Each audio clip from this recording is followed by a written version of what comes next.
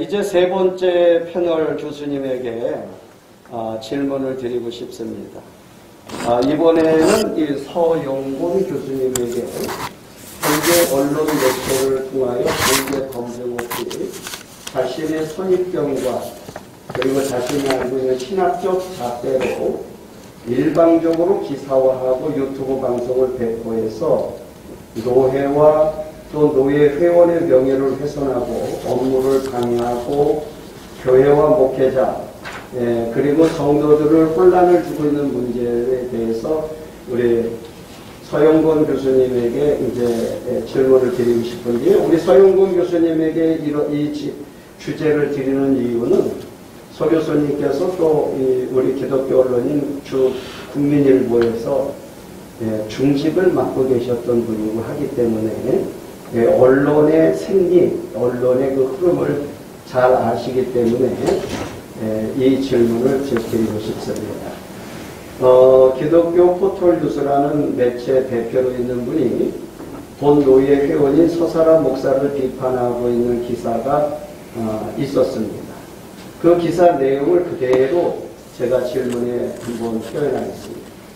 서사라 목사는 그의 간증에서 2013년 12월과 2014년 4월에서 곧 한국 전쟁이 난다. 한국 전쟁이 나면 한국은 촉토화된다라고 거짓말했어요. 곧은 이제 곧이라는 뜻인데 근데 지금 7년이 지났으니 곧이 아니잖아요. 서사라 목사는 한국 전쟁이 일어난다고 거짓 간증하여 사회를 혼란하게 하고 있습니다. 라고 말하는데 우리 서 교수님께서는 이런 비판을 긍정적으로도 볼 수 있겠지만 당사자 확인이나 공증 없이 이런 걸 언론에 공표하는 것에 대해서 또 한 언론사의 중직을 갖고 계셨고 또 신학을 연구해서 교수님으로서 어떻게 생각하시는지 말씀해 주시면 고맙겠습니다. 네. 한국에서 전쟁이 난다. 또는 전쟁 스토리. 뭐 이러한 것들은 우리가 비일비재하게 들을 수 있고 또 천국 여정에 관한 그 간증을 하시는 분들의 내용 중에 간혹 이러한 부분들이 많이 언급되고 있는 사실입니다. 이 질문은 뭐 신학적인 어떤 그 요소 중에서 나온 것이 아니고 저는 꼭 초등학생이 특히 예수를 하나님을 신앙이 없는 그런 사람들이 질문하는 내용으로 나는 그렇게 받아들입니다. 이 전쟁 이야기, 특히 우리 한국 같은 데는요, 이미 전쟁이 6.25 전쟁이 터진 이후에 지금도 전쟁 중입니다. 그렇죠. 그리고 휴전 중이죠. 종전이 아니고. 네, 이런 나라에서 사실상 우리 이런 상황 속에서는 얼마든지 이 전쟁, 우리 어릴 때도 전쟁놀이 하다가 여기까지 성장했고요. 그렇게 보면은 전쟁과는 많은 인연이 있는 나라입니다. 우리 성경에도 보면은 특히 구약은 수많은 전쟁사로 이루어져 있고 또 그것을 통해서 하나님의 주권이 또 섭리하시는 그러한 것들을 우리는 봐왔습니다. 특히 이제 신약의 요한계시록에도 종말 때의 아마겟돈 전쟁과 곡과 마곡의 전쟁이 벌어져야 끝이 오는 그러한 우리 한국과도 분명히 결코 이렇게 다르지 않은 왜 서사라 목사님을 통해서 이런 전쟁 이야기를 하나님께서 먼저 꺼냈을까 하는 이야기가 이해가 됩니다. 이런 상황에 살고 있는 우리 국민은 누가 전쟁이 난다는 소리를 우리가 하여도 크게 당황하거나 혼란에 빠지지 않는 것이 또 특색입니다.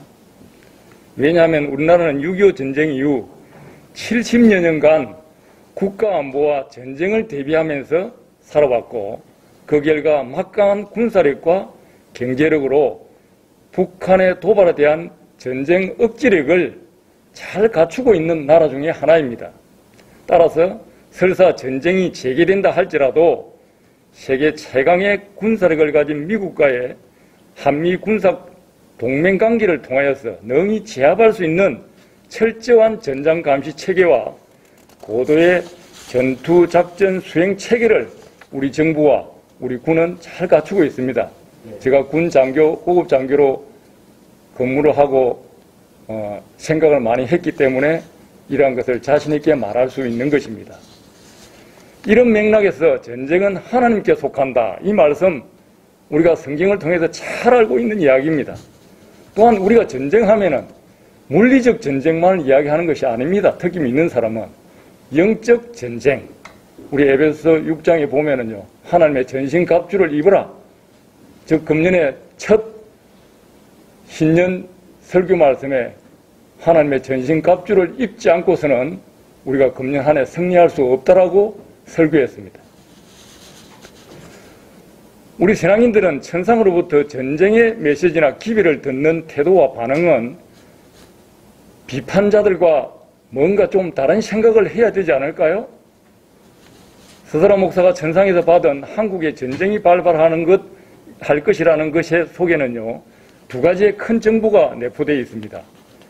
하나는 이 전쟁은 필연적으로 북한에게는 구원이 필요하고 우리 대한민국에는 회개가 필요하기 때문에 이 전쟁이 일어날 것이다 라고 주님이 말씀한 것으로 저는 기억하고 있습니다. 또 하나는 전쟁의 기미가 있다면은 선제 공격을 해야 이길 수 있다. 이러한 메시지를 분명히 우리 책 중에 여러 군데에서 기록을 하고 있어요. 자, 우리가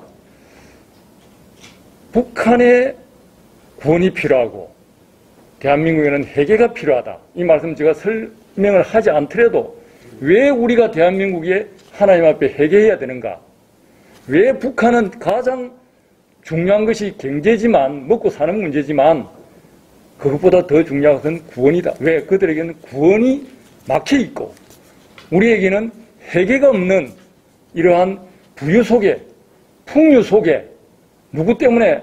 하나님 때문에 잘 삶에도 불구하고 하나님 생각은 뒷전이고 내 아들, 딸 복 주세요 하는 것이 우선이기 때문에 이것은 믿는 자들에게 경계해야 하는 말씀이다 라고 저는 그렇게 보고요. 선제 공격이 왜 필요하냐? 믿는 자에게 전쟁에서 가장 먼저인 게 무엇입니까? 할 게 무엇입니까? 기도입니다. 기도는 영적 전쟁에서 선제 공격입니다. 뭐 다른 여기에 관한 이야기가 많지만 역사 속에서도 미국의 유명한 대통령이었던 장군도 실질적으로 체험을 한 그러한 책들도 저는 읽어봤습니다. 하나님께서 어떤 나라에 전쟁을 허락할 때는 반드시 주권자의 경륜적 의도가 그 속에 있다. 이와 같이 서설한 목사에게 한국 전쟁을 언급하신 것도 우리를 깨우치게 해주시려는 목적이 있다고 저는 그렇게 봅니다. 물리적 전쟁만 생각하지 말고 장차 이 나라의 우환을 대비하려는 뜻으로 저는 받아들였을 것입니다. 전쟁이 곧 난다 했는데 질문에 7년이나 지났는데 아직 안 일어났으니까 이게 거짓말 아니냐? 이런 질문이 있습니다. 서설한 목사는 성경에서 하나님께서 말씀하시는 곧이라는 그 말을 soon이라는 영어를 해석한 것이죠. 이 시간의 때는 의미는 우리 사람들은 명확하게 잘 모른다는 것이 성경에 기록되어 있습니다. 왜냐하면 그 기한과 때는 하나님께 속한 것이기 때문에 예수님께서 공중 휴거하는 것도 곧이라고 말씀하셨고요. 이 공중 휴거가 아직 안 일어난 것도 사실입니다. 그러나 서설한 목사는 하나님께서 장래일을 예언하실 때로부터 그 시간이 얼마나 흘렀는지 또는 예언한 후에 얼마 후에 그 일이 성취되었는가를 성경에서 살펴보면 이해가 될 것이라고 기록하고 있습니다. 요한계시록 22장 20절에 이것들을 증거하시니가 가라사대 내가 진실로 속히 오리라 Yes, I am coming soon 이라고 기록되어 있는데 그렇게 이야기하니까 천사들이 아멘 주 예수의 오시옵소서. 이 비판자들 같으면 아마 물었을 것입니다. 그 soon이 언제입니까? 몇 년, 몇 월, 며칠입니까? 물었을 것입니다. 그런 물음은 없습니다. 예수님께서는 2000년 전에 내가 속히 오리라고 재림을 약속하셨으나 아직도 주님은 안 오신 것이다. 물론 때가 되면 반드시 오실 것이다. 이러하듯이 하나님의 시간 개념 그것을 우리는 카이로스라고 그러죠. 연속적인 개념이 아닌 불연속적인 사건 단위로 일어나는 것이 하나님의 때라는 뜻입니다. 우리가 이야기하는 연월일 10분초를 연속적으로 이야기하는 인간의 시간 크로노스와 다르다는 말입니다. 네. 사도행전 1장 7절에 가라사대 때와 기한은 아버지께서 자기의 권한에 두셨으니 너희의 알 바가 아니요. 7장 이사야서 7장 14절에 선지자 이사가 이렇게 말합니다. 처녀가 잉태하여 아들을 낳으리니 그 이름을 임마누엘이라 하리라 하는 예언을 하였는데 그 일이 주님 오시기 전에 700년 전에 있었던 것으로 그때의 예언을 전한 이사야도 몰랐고 당시의 수신자들도 몰랐습니다. 왜? 언제 주님이 메시아로 그리스도로 이 땅에 오실지는 몰랐다는 것이죠. 그때도 곧이라고 말했을 뿐입니다. 주님께서 속히 오신다고 했는데 언제 오실지도 정말 모른다 라는 것이 서사라 목사의 이야기고요. 말씀이고요. 서사라 목사가 주님께로부터 받은 한국전쟁의 메시지도 곧이라고 받았으나 그가 간증을 할 때나 책에서도 연, 월, 시를 정하여서 말한 적은 없습니다. 아무리 찾아봐도 없어요. 하나님께서 주신 연이란 언제 일어날지 아무도 모른다는 것이고 실현치 아니하시는 하나님의 정한 때에 반드시 있을 것이라고 믿는 것이 신앙입니다. 그러므로 하나님께서 한국전쟁이 곧이라고 한 것은 하나님의 시간 카이로스와 주님께서 서사라 목사의 천상적 여정, 영적 여정 중에 주신 메시지라는 것을 우리가 기억하고 우리 인간의 시간 크로노스 개념과는 다르다는 것을 재인식해야 될 것입니다. 이사야서 55장 8절에 이는 내 생각이 너희의 생각과 다르며 내 길은 너희의 길과 다름이니라 여호와의 말씀이니라 이렇게 기록하고 있습니다.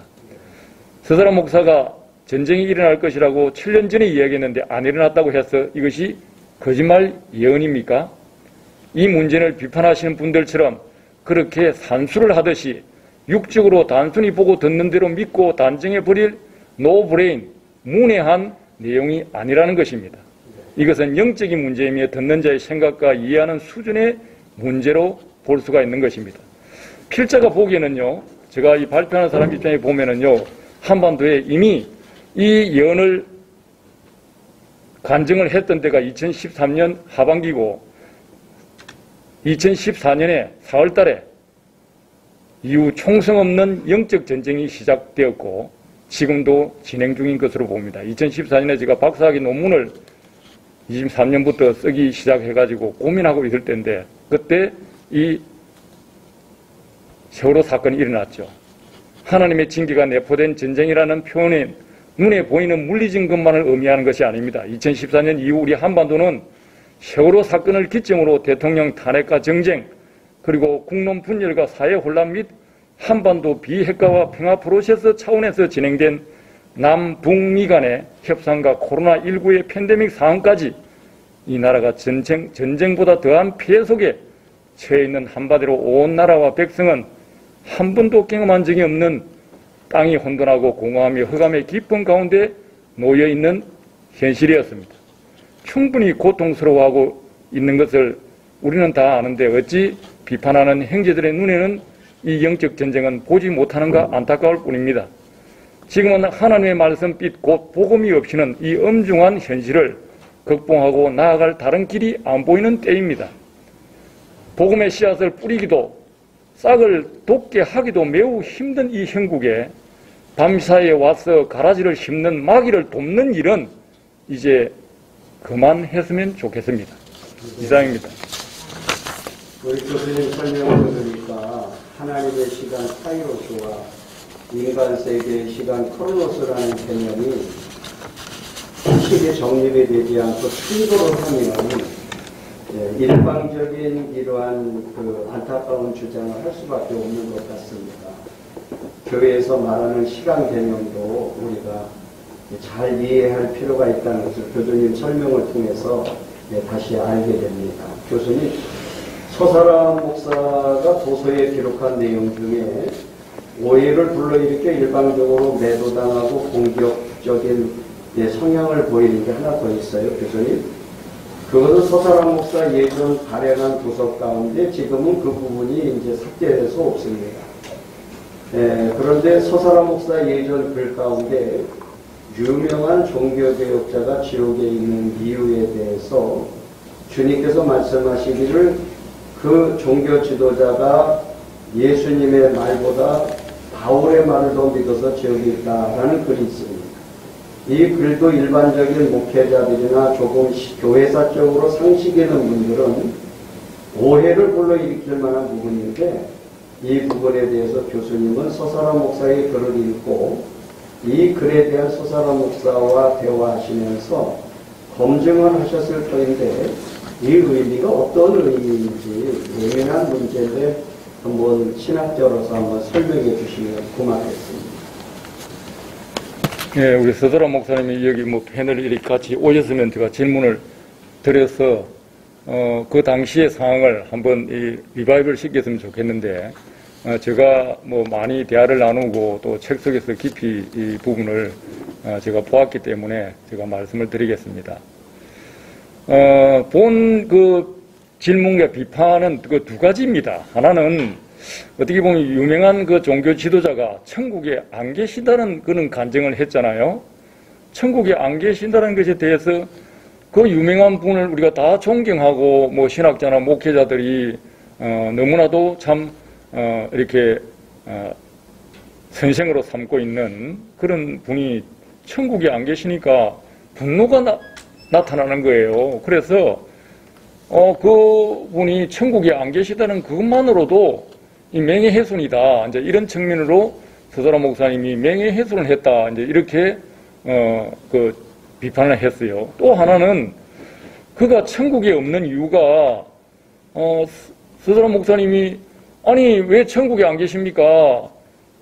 이거는 서사라 목사님이 보여달라고 이야기를 한 거예요. 왜냐하면 존경하고 사모하고 목사가 이런 분을 모르고 그의 말씀을 모르면은 우리가 어떻게 목회를 하겠습니까? 아무리 하나의 말씀이더라도 신학자가 또는 유명한 종교 지도자가 한 말씀을 많이 우리가 인용을 하거든요.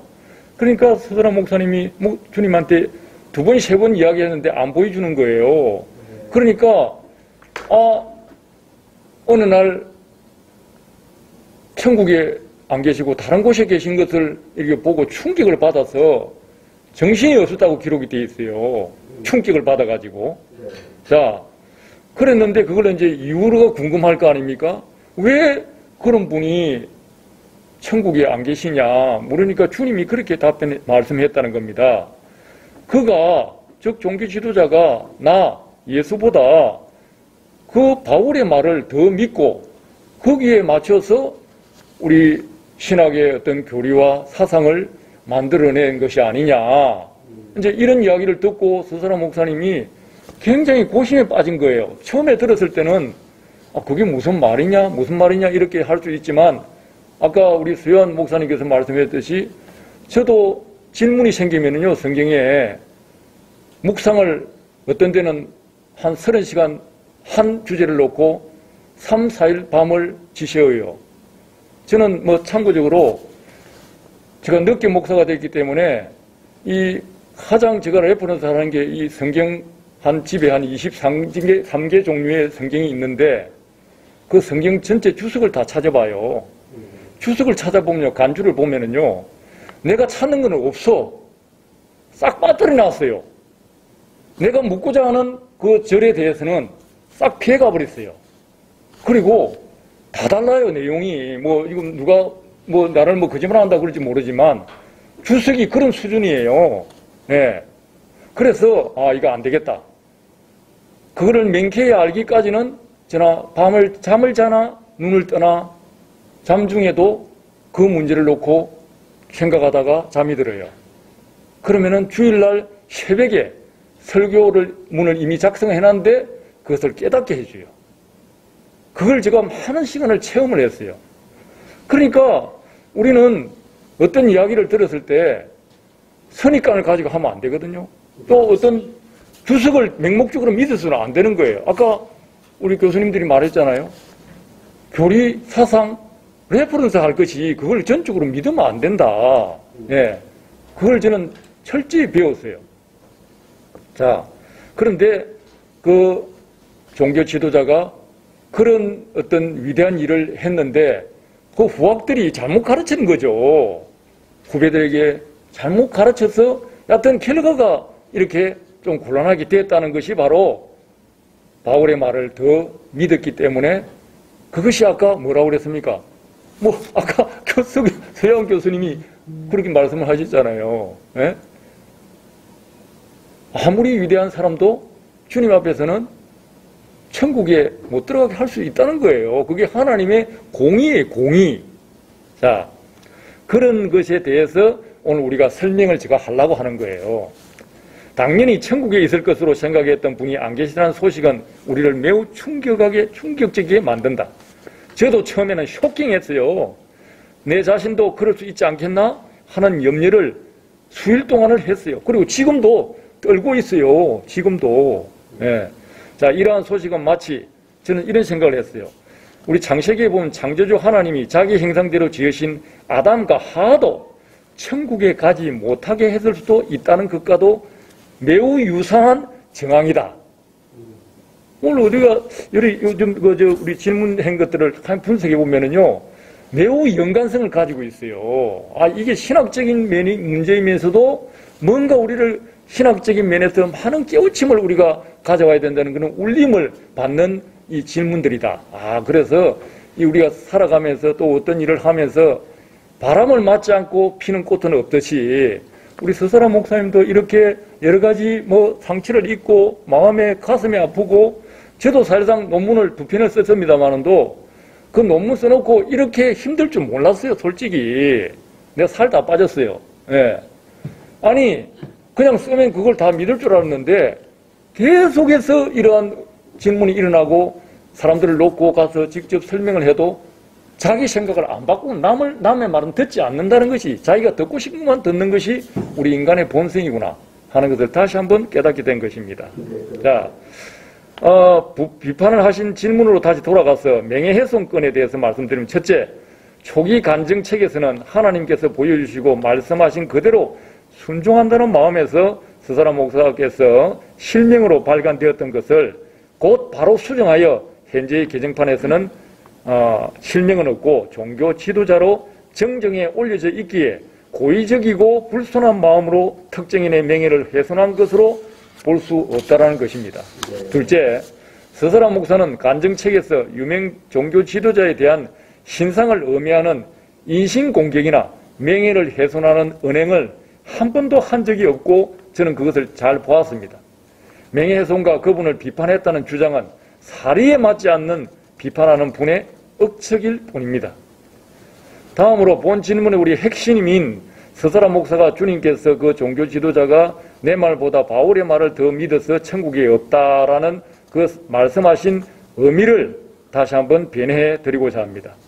예수님께서 많이 인용한 우리 앞에서도 마가복음 9장 43절에 내 손이 너를 범죄하게 하거든 찍어내고 불구자로 영생 천국에 들어가는 것이 두 손을 가지고 지옥에 던져지는 것보다 낫다라고 말씀하셨죠. 이 말은 무엇입니까? 우리 모두는 죄인이고 죄인을 그대로 두면은 우리는 지옥으로 갈 수밖에 없는 게 성경 말씀이에요. 하나님의 공의예요. 자, 그렇기 때문에 그걸 찍어내야 돼요.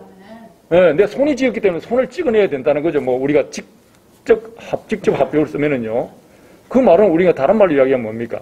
우리 주 예수 십자가의 그 의와 철저한 해결을 통해서 우리는 이런 것을 주님의 은혜로 죄인임에도 불구하고 아까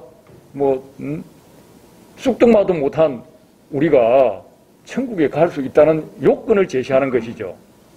사실은 서사람 목사와 이것을 검증하기 위해서 이야기도 했고 또 책을 면밀히 살펴보니 서사람 목사에게 주님이 어떻게 가르쳐 주셨는가 하면 종교 지도가 천국에 없는 이유를 아까 제가 설명했죠.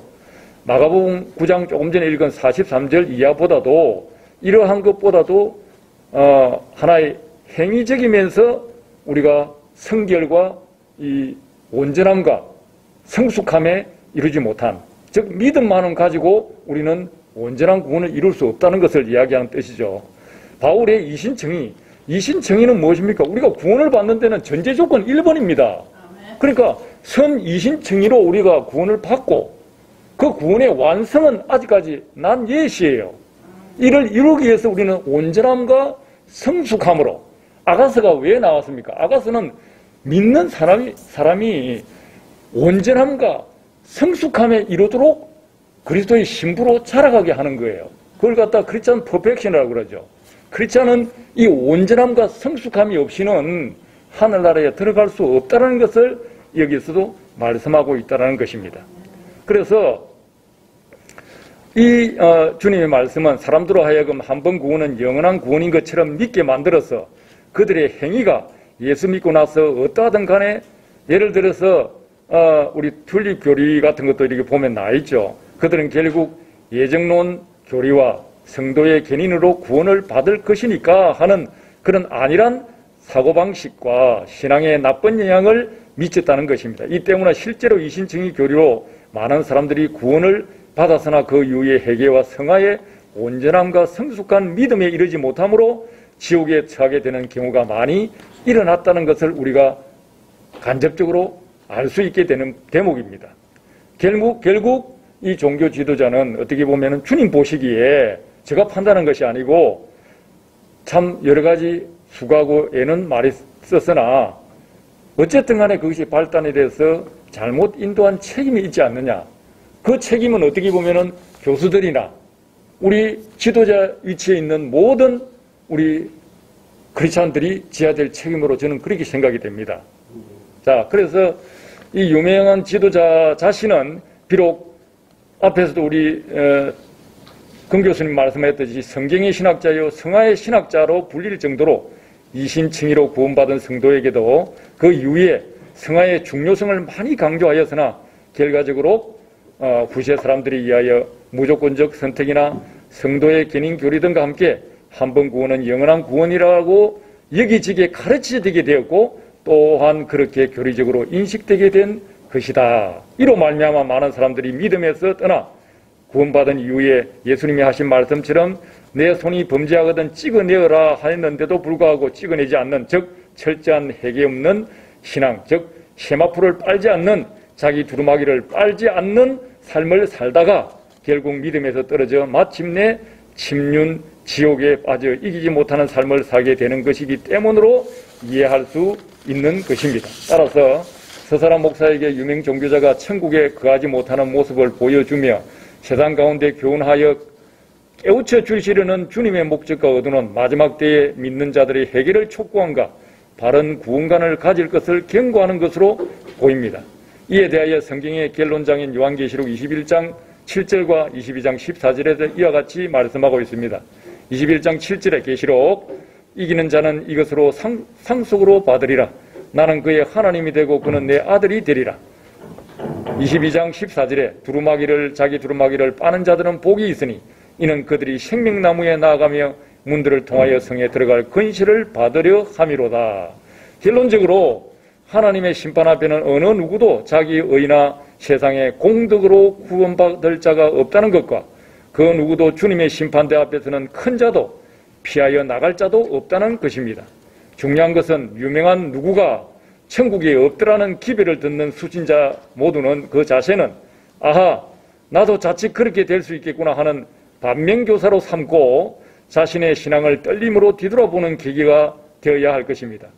또한 우리 중 어느 누구라도 인본주의적 신학 사상이나 교리 해석이 하나님의 절대 주권보다 결코 앞설 수 없다는 것과 그날의 인간의 신학적 전통이나 교리가 아니라 하나님의 작정된 심판에 따라 우리 각인의 종말적 처지가 결정된다는 것을 명심해야 할 것입니다. 따라서 어찌하든지 예수 그리스도를 믿는 믿음 안에서 주님의 십자가 보혈과 그의 의를 덧입어 우리의 죄와 허물을 매 순간 씻어 정결케 하는 회개와 진리의 순종함과 성령의 인도하심에 동행하는 삶을 끝까지 견지하는 자가 되어야 할 것입니다.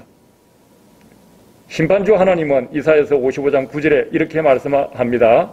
이는 하늘이 땅보다 높음 같이 내 길은 너희의 길보다 높으며 내 생각은 너희의 생각보다 높음이니라. 이렇게 말씀으로 경계하고 있습니다. 이상입니다. 네, 교수님. 기록된 성경 66권 이외의 사람의 그 주장과 학문과 사상이 중요한데 그 글이나 또 어떤 것들이 공정에서 전달될 때 영을 실격시키는 것을 이해하자는 아주 긴 설명 대단히 감사합니다. 지금 시간이 조금 실례간지가 오래되고 실내가 조금 너무 하고 더워서 화장실도 다녀오고 해서 한 5분간 조금 휴식을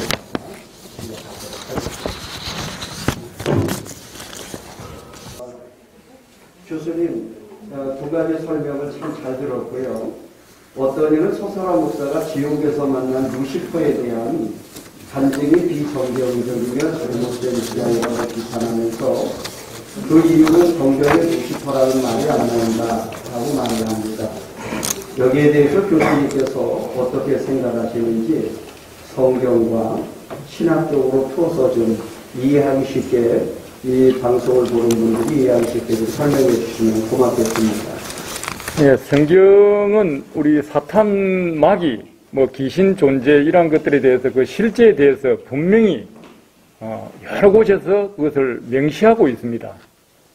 그러나 그 기원에 대해서는 명쾌하게 말하지 않고 침묵하고 있는 것이죠. 하지만은 성경에 나오는 암시적인 구절들이 있죠.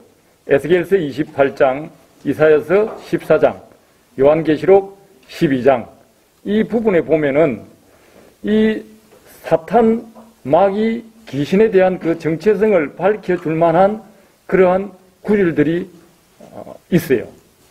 제가 여기에서 일일이 다 읽지는 않겠지만 에스겔서 28장 12절 17절에 보면은 앞에만 보면은 인자야 두로 왕을 위하여 슬픈 노래를 지어 그에게 이르기를 주 여호와의 말씀에 너는 완전한 도장이었고 지혜가 충족하며 온전히 아름다웠다. 내가 옛적에 하나님의 동산 에덴 있었고 너는 기름 부음을 받고 지키는 그룹이었으며 내가 지음을 받던 날에 내 모든 길에 완전하더니 마침내 너희에게서 불의가 드러났다. 너 지키는 그룹이 그러므로 내가 너를 더럽게 여겨 하나님의 산에서 쫓아냈고 불타는 돌들 사이에서 멸하였도다. 내가 아름다움으로 마음이 교만해졌으며 내가 영화로움으로 내 지혜를 더럽혔으며 내가 너를 땅에 던져 왕들 앞에 두어 그들의 구경거리가 되게 하였도다. 이사야서 14장 12절에 너 아침의 아들 계명성이여 어찌 그리 하늘에서 떨어졌으며 내 열국을 엎은 자여 어찌 그리 땅을 땅에 찍혔는고 내가 내 마음에 이르기를 내가 하늘에 올라 하나님의 뭇별 위에 내 자리를 높이리라. 내가 북극 지폐의 산 위에 앉으리라. 가장 높은 구름에 올라가 지극히 높은 이와 같아지리라 하는도다. 그러나 이제 내가 서울 곧 구덩이 맨 밑에 떨어짐을 당하리로다. 요한계시록 12장 7절 9절만 보겠습니다. 하늘에 전쟁이 있으니 미가엘과 그의 사자들이 용과 더불어 싸울 시에 용과 그의 사자들도 싸우나 이기지 못하여 다시 하늘에서 그들이 있을 곳을 얻지 못한지라. 큰 용이 내쫓기니 예뱀 곧 마귀라고도 하고 사탄이라고도 하여 온 천하를 깨는 자라. 그가 땅으로 내쫓기니 그의 사자들도 그와 함께 내쫓기니라.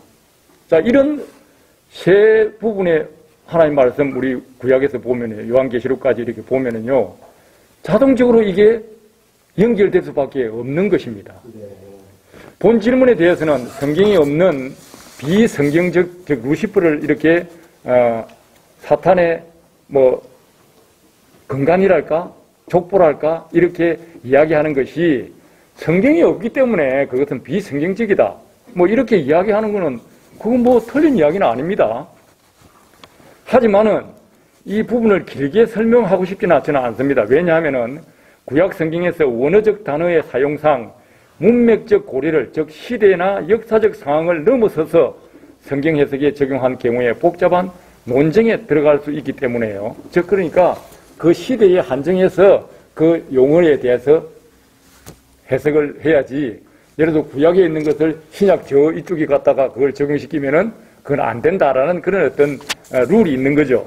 자, 그러면 얼마든지 그게 그래서 여기에 대해서 그 비판을 하는 분도 바로 그거예요. 성경이 없는 건데 그걸 가지고 그러는 그게 비성경적이지 않냐. 내가 마음대로 상상해가지고 하는 게 아니냐, 이제 그런 식으로 이 비판을 하는 거예요.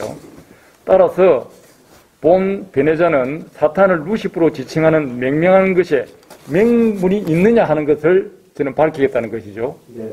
없지만 루시퍼를 갖다가 사탄의 원조의 그로 본다는 그렇게 할 수 있는 명분이 있어야 될 거 아니에요.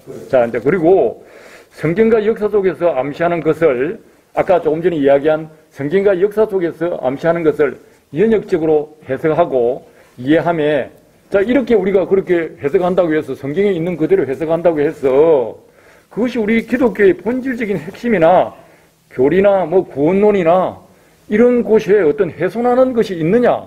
그러면 안 되죠. 그게 본질적인 것에는 우리가 일치를 해야 되지만 비본질적인 데에서는 아까 이야기한 다양성을 우리가 인정할 줄 알아야 되는 거예요. 그게 성경 해석의 진리입니다.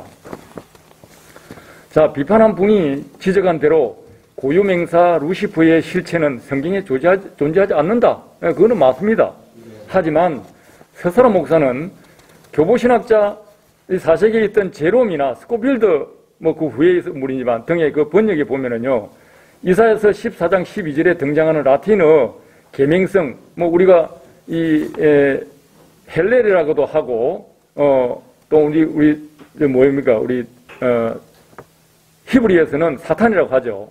이 새벽에 빛나다 뭐 이런 뜻을 가진 헬레르 뜻도 있고요. 이것을 영어 번역 과정에서 루시퍼라는 그 일반적인 말로 이렇게 바꾸었다는 것이죠. 즉 사탄의 정체로서 루시퍼로 사용했다는 것입니다. 이 부분에 대해서 우리 칼빈 선생님도 하도 골치 아프니까 저는 이런 이야기를 그렇게 들었어요. 칼빈 선생님도 야, 그거 뭐 우화로 보자. 성경에 있다라고 말 안 하고 그 우화 정도로 보자. 우리 우화로 하면은 뭐 이솝 우화도 있듯이 교육의 현장에서는 많이 사용되는, 그래도 실제는 아닌 것 같지만 거의 사실에 부응하는 그런 수준으로 우리는 우화라는 것을 이해하고 있거든요. 자, 위 성경에서 계명성이라는 의미는 바벨론 왕 느부갓네살 왕을 상징하여 비유하기 위하여 도입한 상징적 표현입니다. 그러나 사단 마귀를 암시하는 루시퍼라는 이름의 출처는 다 아는 바와 같이 킹 제임스 버전 성경이 새벽별 또는 금성의 의미를 가진 계명성을 영어로 번역한 데서 루시퍼라고 명명하게 된 것이 이 사실입니다.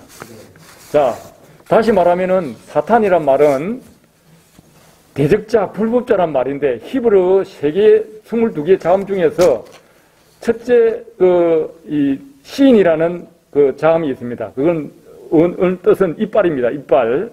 자, 그다음에 테드라는 이 자음이 있는데요. 그거는 뱀을 이야기하는 겁니다. 눈이라는 이 말은 물고기를 의미하는 것으로 이루어진 것으로 이것이 바로 사탄이라는 뜻인데요. 즉 히브리어 사탄, 헬라어는 디아볼로스, 라틴어로는 루키페스, 영어로 번역하면서 루시퍼라고 번역이 되었던 것입니다.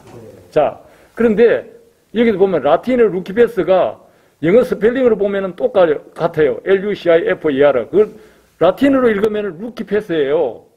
그런데 영어로 읽으면 루시퍼가 되는 거예요. 네, 이게 이제 희한한 거죠. 번역되면서 히브리어 사탄이 곧 영어권의 의미로 루시퍼로 불려진 것이 사실이다. 서사라 목사님이 미국에서 공부를 했는데, 뭐 우리보다도 우리는 이거 뭐 들어서 아는 거지만, 서사라 목사님 어쨌든 간에 미국에서 30여 년 이상으로 공부하고 거기서 뭐 살았는데, 뭐 루시퍼라고 듣는 것은 제가 볼 때는 그 어려운 게 아니라고 생각합니다. 자, 결론을 말씀드리면은, 하지만 성경에서 분명하게 사탄 마귀의 존재를 인정하고 명시하고는 있지만은 그 기원을 우리에게 명확히 말해주지 않는다.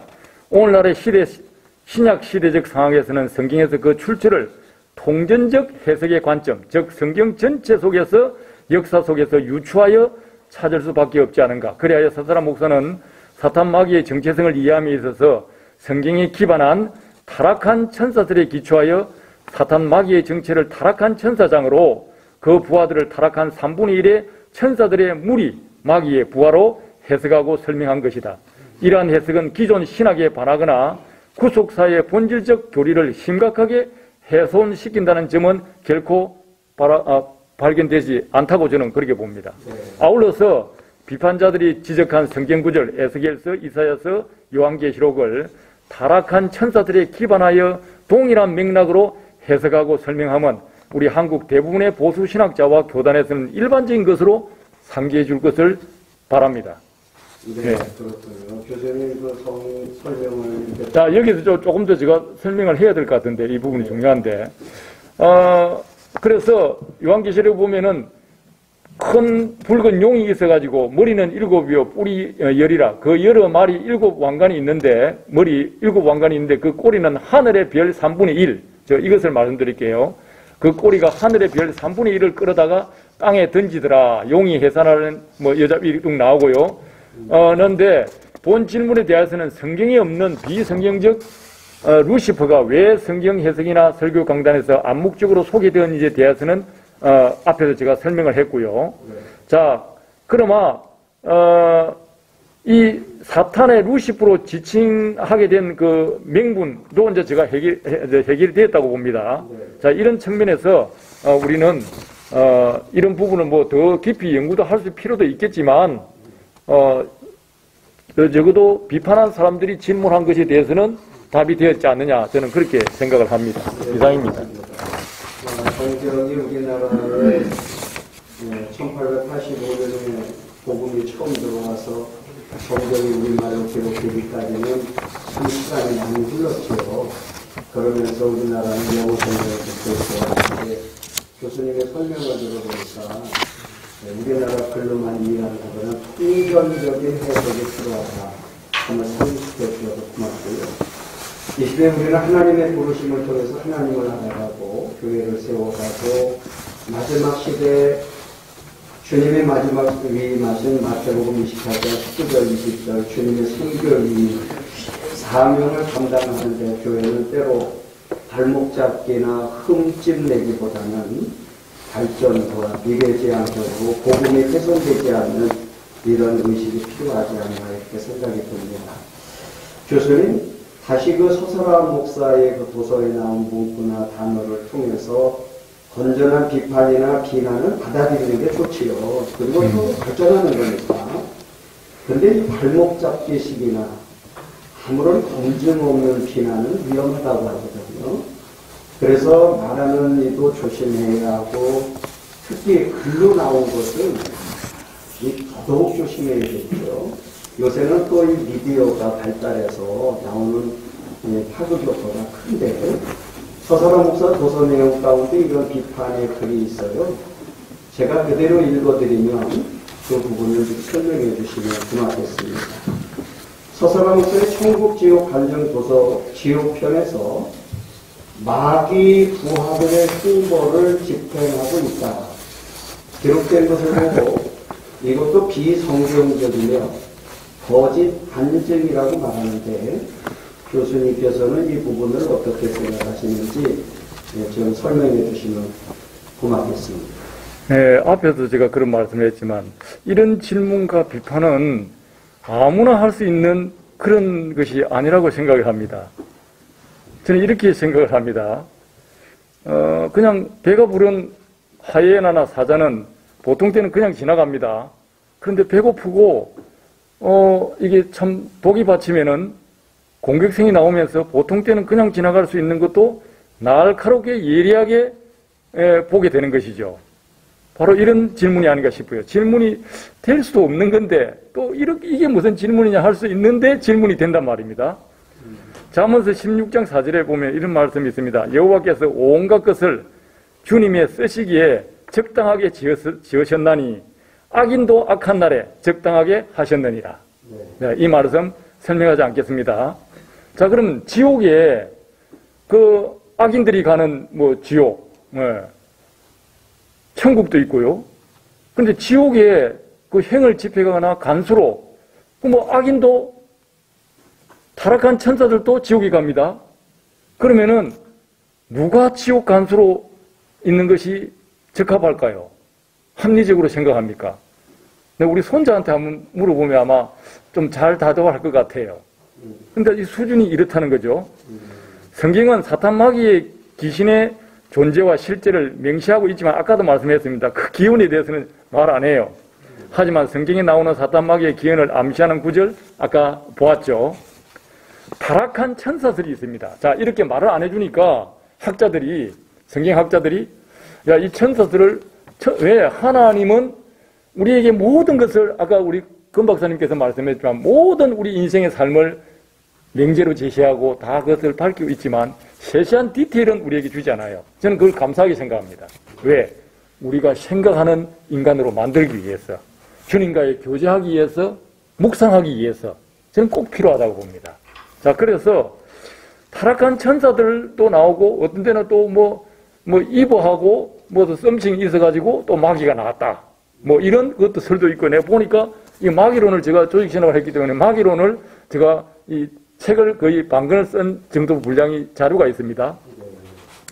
이 타락한 천사들을 지지하는 메릴 웅거 박사는 그의 책이 성경적 마귀론한 것과 프레드 디카슨 박사는 그에 있어서 귀신 들림과 기독이라는 그 책에서 이렇게 얘기합니다. 반역한 천사들은 육체 없는 영으로서 하늘에서 지상으로 떨어졌으며 지금도 타락한 천사들이 사탄 마귀의 부하들로서 활동하고 있다.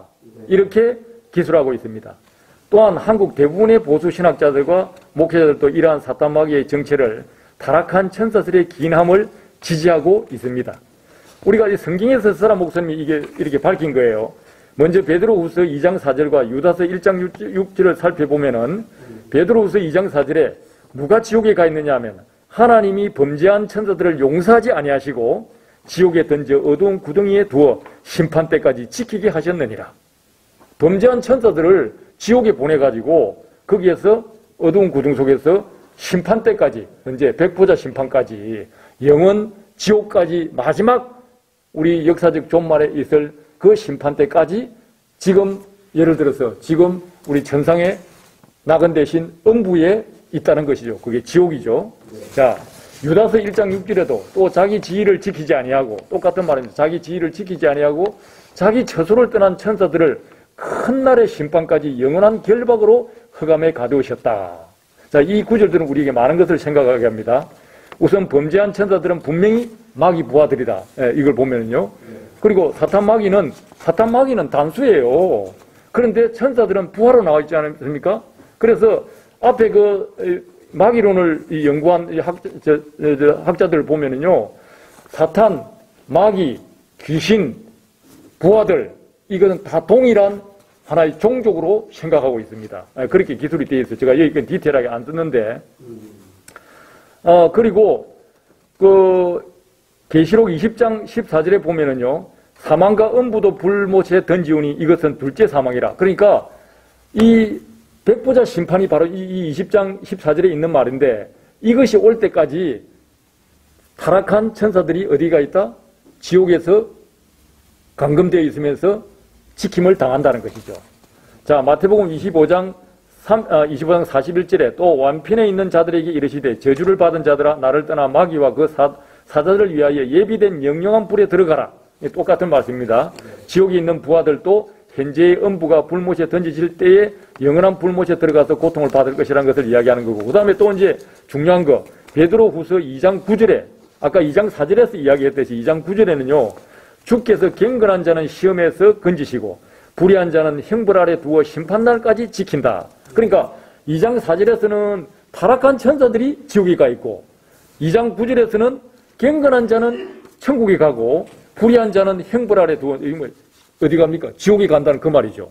그러니까 둘이가 지옥에서 만났다는 건데, 거기에 이제 우리 소 목사님께서 천국에서 그 여정에서 본 것은, 지옥에서 여정을 본 것은 거기에 부하들이, 마귀의 사탄의 부하들이 거기서 형을 집행하더란 것이죠. 끌고 다니고 채찍을 때리기도 하고. 자, 이거는 우리가 서설한 목사님께서 이런 기회를 안 줬다 하더라도 그냥 상식적으로 이해가 되는 거예요. 그래서 아까 내가 이런 것까지 이렇게 그걸 하냐. 그러니까 초등학생인가? 이렇게 제가 좀 생각을 했던 것입니다. 자, 종합하여 정리합니다. 현재적 개념의 지옥인 음부에서의 불의한 자들, 아까 조금 전에 읽은 베드로 2장 9절, 불의한 자들이 지옥 간다 그랬죠. 그리고 이들이 잠정적으로 최후 백보자 심판의 영원한 불에 들어가기 전에 형벌의 집행자는 그곳에 떨어져 감금되어 있는 타락한 천사들인 마귀의 부하들이 그 역할, 곧 지키는 자의 노릇을 감당할 수밖에 없는 것이라는 결론은 성경에 기반한 매우 합리적인 추론이라고 저는 그렇게 생각합니다. 네. 제가 만들어진 논리도 아니고 성경에 보니까 그 두 구절만 보더라도 거기에서 그럼 누가 형 집표를 행해내느냐. 아주 그냥 천사가 가서 해. 스드라 목사님은 천사 왜 그걸 날카롭게 본 것이 천사도 아닌데 마귀들이 한 거죠. 천사가 보통 보면 뭐 그것도 천사가 할 수 있겠지만 합리적으로 봐도 그렇잖아요.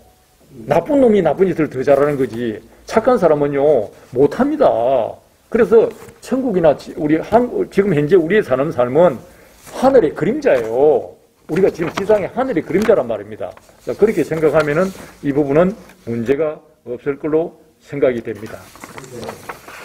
교수님께서 성경을 깊이 연구하시고 또 다른 서적을 아주 예민한 문제에 인용해 주셔서 설명해 주셔서 감사합니다.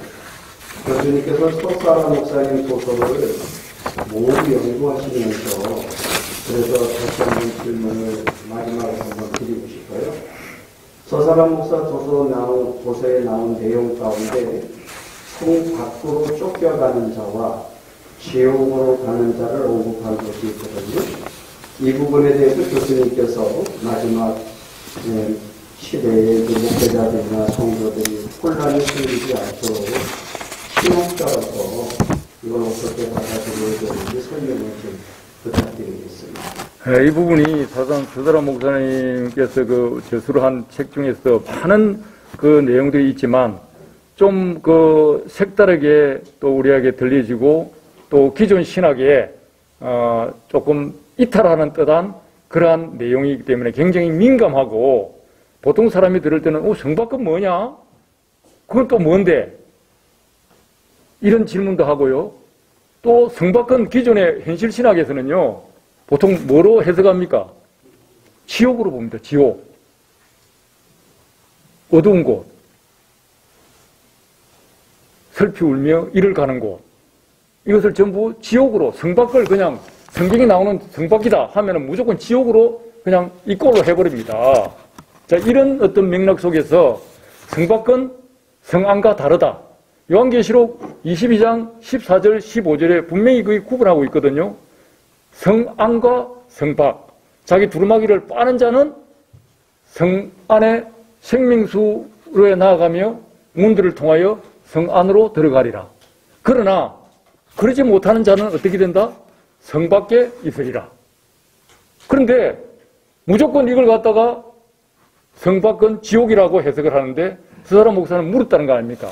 동일한 목사인데 그것도 스드라 목사님이 그래도 세상에 유명한 목사들을 알기 때문에 그분들에 대해서 이렇게 보고 싶고 했는데 같은 목사인데 어느 분은 성 밖에 있고 어느 분은 지옥에 있다는 것이죠. 이제 그걸 비꼰 거예요. 여기에서 이 비판자들은요. 자, 그런데 아마 저도 그렇게 스드라 목사님의 이 기별을 듣기 전에는 저도 그렇게 믿었어요. 왜? 세상의 교리와 이 신학에 그냥 따라가는 거예요. 왜? 내가 무슨 힘이 있어서 그런 것도 아니고. 그 궁금했고, 또 평소에 하나는요, 자, 여기 제가 이제 논문에 아까 우리 서영환 목사님 이야기한 이게 이제 성경 해석의 새 지핑이라고 작년 8월 달에 우리가 이 포럼을 하고 나온 논문들을 여기 정리했는데요. 여기에 제가 이제 그 2편과 부록에서 약 120페이지 논문입니다. 이 부분에서 이 부분을 다뤘어요. 예. 그래서 이 부분을 가지고 이 세상 이렇게 막 공격을 하니까 저도 어떤 때는 굉장히 난감했어요. 그런데 어떻게 보면은요, 이 틀을 깨지 않으면요, 현실 신학도 모순이 생긴 겁니다. 자연스럽게 보면은요. 왜냐하면은요, 22장, 계시록 22장에 있는 그 성안과 성밖, 즉, 믿는 사람인데, 새하늘과 새 땅에 들어가서 새 예루살렘으로 들어가는 마지막 단계거든요. 여기에서 같은 믿는 사람인데, 한 사람은 자기 두루마기를 빨면은 성 안으로 들어가고, 생명수 나무를 거쳐서 성 안으로 들어가는 권세를 받게 되는 것이고요. 그러나, 그러지 못하는 자는 어떻게 된다? 성 밖에 있으리라. 자, 이걸 만약에 지옥이라고 하면은 현실적인 우리 신학에도 큰 시스템이 무너집니다. 조직 신학으로 보면은 그 시스템은 하나의 이 신학은 조직이에요. 체계란 말입니다. 그게 깨짐에도 불구하고 저는 평소에 아무도 거기에 대해서 말해주지 않았어요. 그러나 그냥 그런갑다 하고 있었는데, 그 성 밖은 뭐다? 천국의 한 부분이다. 우리가 예를 들어 예루살렘 성 하면은 예루살렘 성 안에 있고 성 밖에 있다. 그럼 거기 한쪽은 무슨 북한이고 한쪽은 남한이냐? 공산주의고 민주주의냐? 그게 아니거든요. 그래서 예수님이 그 말씀을 물었다는 거 아닙니까? 야, 사라야, 너는 성경에 뭐라고 써있냐? 네, 하나님 말씀이 써있습니다. 그래, 성경에 말씀이 어떻게 써있냐? 예, 글자대로 써있습니다. 그래, 그 글자가 그 말이죠. 이 말이죠. 예, 거기 성 밖과 성 안이라고 써있냐? 성 안과 지옥이라고 써있나? 그 질문입니다, 주님은. 그런데 우리는 그거를 성 밖을 지옥으로 해석해버려요. 신학적인 틀에 따라가지고. 나는 평소에 굉장히 그런 것들을 좀 민감했어요. 저는 컴퓨터 사이언스를 공학을 공부를 했기 때문에 비트 하나라도 디테일함이 있습니다. 예. 그럼에도 불구하고 저 혼자 캐스팅을 맨날 가지고 있었는데 그걸 보니까 머리를 땡 때렸습니다. 할렐루야. 예. 저는 솔직히 그런 마음을 지금도 가지고 있는 게 감사해요. 근데 요즘은 가만히 이제 우리 아는 분들 들어보면은, 야, 그래도 성 밖에 가겠구나. 예? 이런 이야기를 막 해요. 나도 그래요. 나 성 밖이라도 가면 주는 좋겠습니다. 한마디로 이 성 밖은 뭐죠? 부끄러운 구원이에요. 부끄러운 구원. 내가 개떡맞지도 못한 그런 사람이고 주님의 온전함과 성숙감에 이르지 못한 예수님의 신부라도 그래도 성 밖이라도 있게 해주시면은 나는 그것으로 만족하겠습니다. 저는 그래서 목회 생활을 하면서 우리 성도들에게 늘 그렇게 얘기했습니다. 저나 여러분 천국 장담 못할 수도 있어요. 그러나 한 가지 변명할 것은 가지고 있으라. 가서 처음부터 그냥 주님, 나는 여기 천국에 올 수도 없는 사람인데요. 우리가 성경에 보니까 그냥 예수님만 순종하고 말씀에 순종하면은 내가 죄인이고 억만죄를 지었다 할지라도 내가 주님 앉는 보좌에 앉을 수 있다고 나는 그렇게 배웠습니다. 마치 왼쪽과 오른쪽에 있던 강도가 그 신앙 고백을 하고 그 맞은편 강도에게 전도하는 그 장면, 또 주님께 자기의 신앙을 고백하는 그것처럼 나도 그런 것밖에 할 수 없습니다. 나 주님 다른 거 아무것도 나는 세상에서 내가 가져올 거 아무것도 없습니다. 내 이 신앙 가지고 왔으니까 주님 나를 어떻게 좀 안 되겠습니까? 그거 신앙하라고 그렇게 가르쳤어요, 항상. 예. 우리는 주님 앞에 그것밖에 없다는 거예요. 자, 그래서 우리 이 성밖과 성안은 그런 차이가 있다는 것이죠. 그러니까 이런 배경을 모르면요, 이런 질문, 비꼬는 질문밖에 할 수가 없다는 것입니다. 자, 여기서 참 좀 이게 설명을 꼭 해야 될 것이 있는데, 그거는 생략하고요. 문제는 이거는 이 정도로 마치고 자세한 거는 이 책을 여기 읽어보면요, 진짜 디테일하게 설명되어 있습니다. 예, 한번 보시고. 여기 성경과, 성경 해석의 세지편. 여기 우리 근호석 박사님부터 해가지고 여기 사람들 또 몇 분 우리, 닥터 마틸까지 이렇게 들어가 있는데요. 보시면은, 여기에 보시면은 충분히 그게 설명되어 있기 때문에 한번 참고를 하시고요.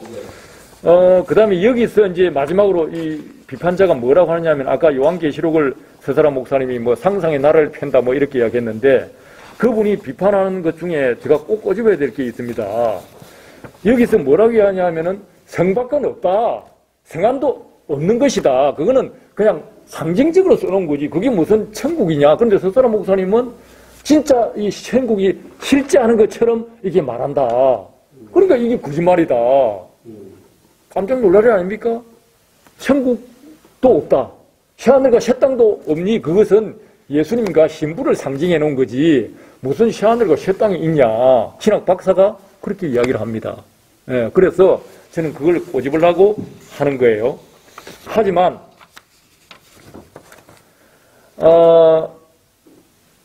이 비판자들은 서사람 목사가 요한계시록을 잘못 해석하고 있다고 비판한다. 새하늘과 새 땅은 없는 것인데 마치 실존하는 것으로 해석하고 있다. 또한 새 예루살렘도 상징인 것인데 실제하는 것으로 주장한다고 비판하고 있습니다. 이걸 우리가 꼬집어 주려고 그런 거예요. 비판한 분들의 오해는 천년왕국에 대한 전형적인 신학적 관점의 차이에서 오는 잘못된 비판이 대부분입니다. 비판자는 무천년주의적, 아까 우리 근호독 교수님이 말씀해 줬죠. 무천년주의적 관점에서 종말론과 요한계시록을 해석하는 사람입니다. 서사라 목사는 역사적 전천년기주의에 입각하여 해석하는 자로서 근본적으로 각자가 쓰고 있는 안경이 다름에도 불구하고 자기 안경이 무슨 색깔인지도 모르는 사람들이 이것을 비판하고 있다는 말입니다. 자신이 어떤 안경을 끼고 성경을 보는지도 알지 못하는 분이 남의 주장을 비판한다는 것은 매우 어리석은 짓이라고 본다. 신학에서 본질과 본질적 주제가 아닌 관점의 차이, 즉 비본질적 주제에 관해서는 상호 인정하면서도 양립 또는 허용하는 태도를 취하는 것이 바른 태도입니다.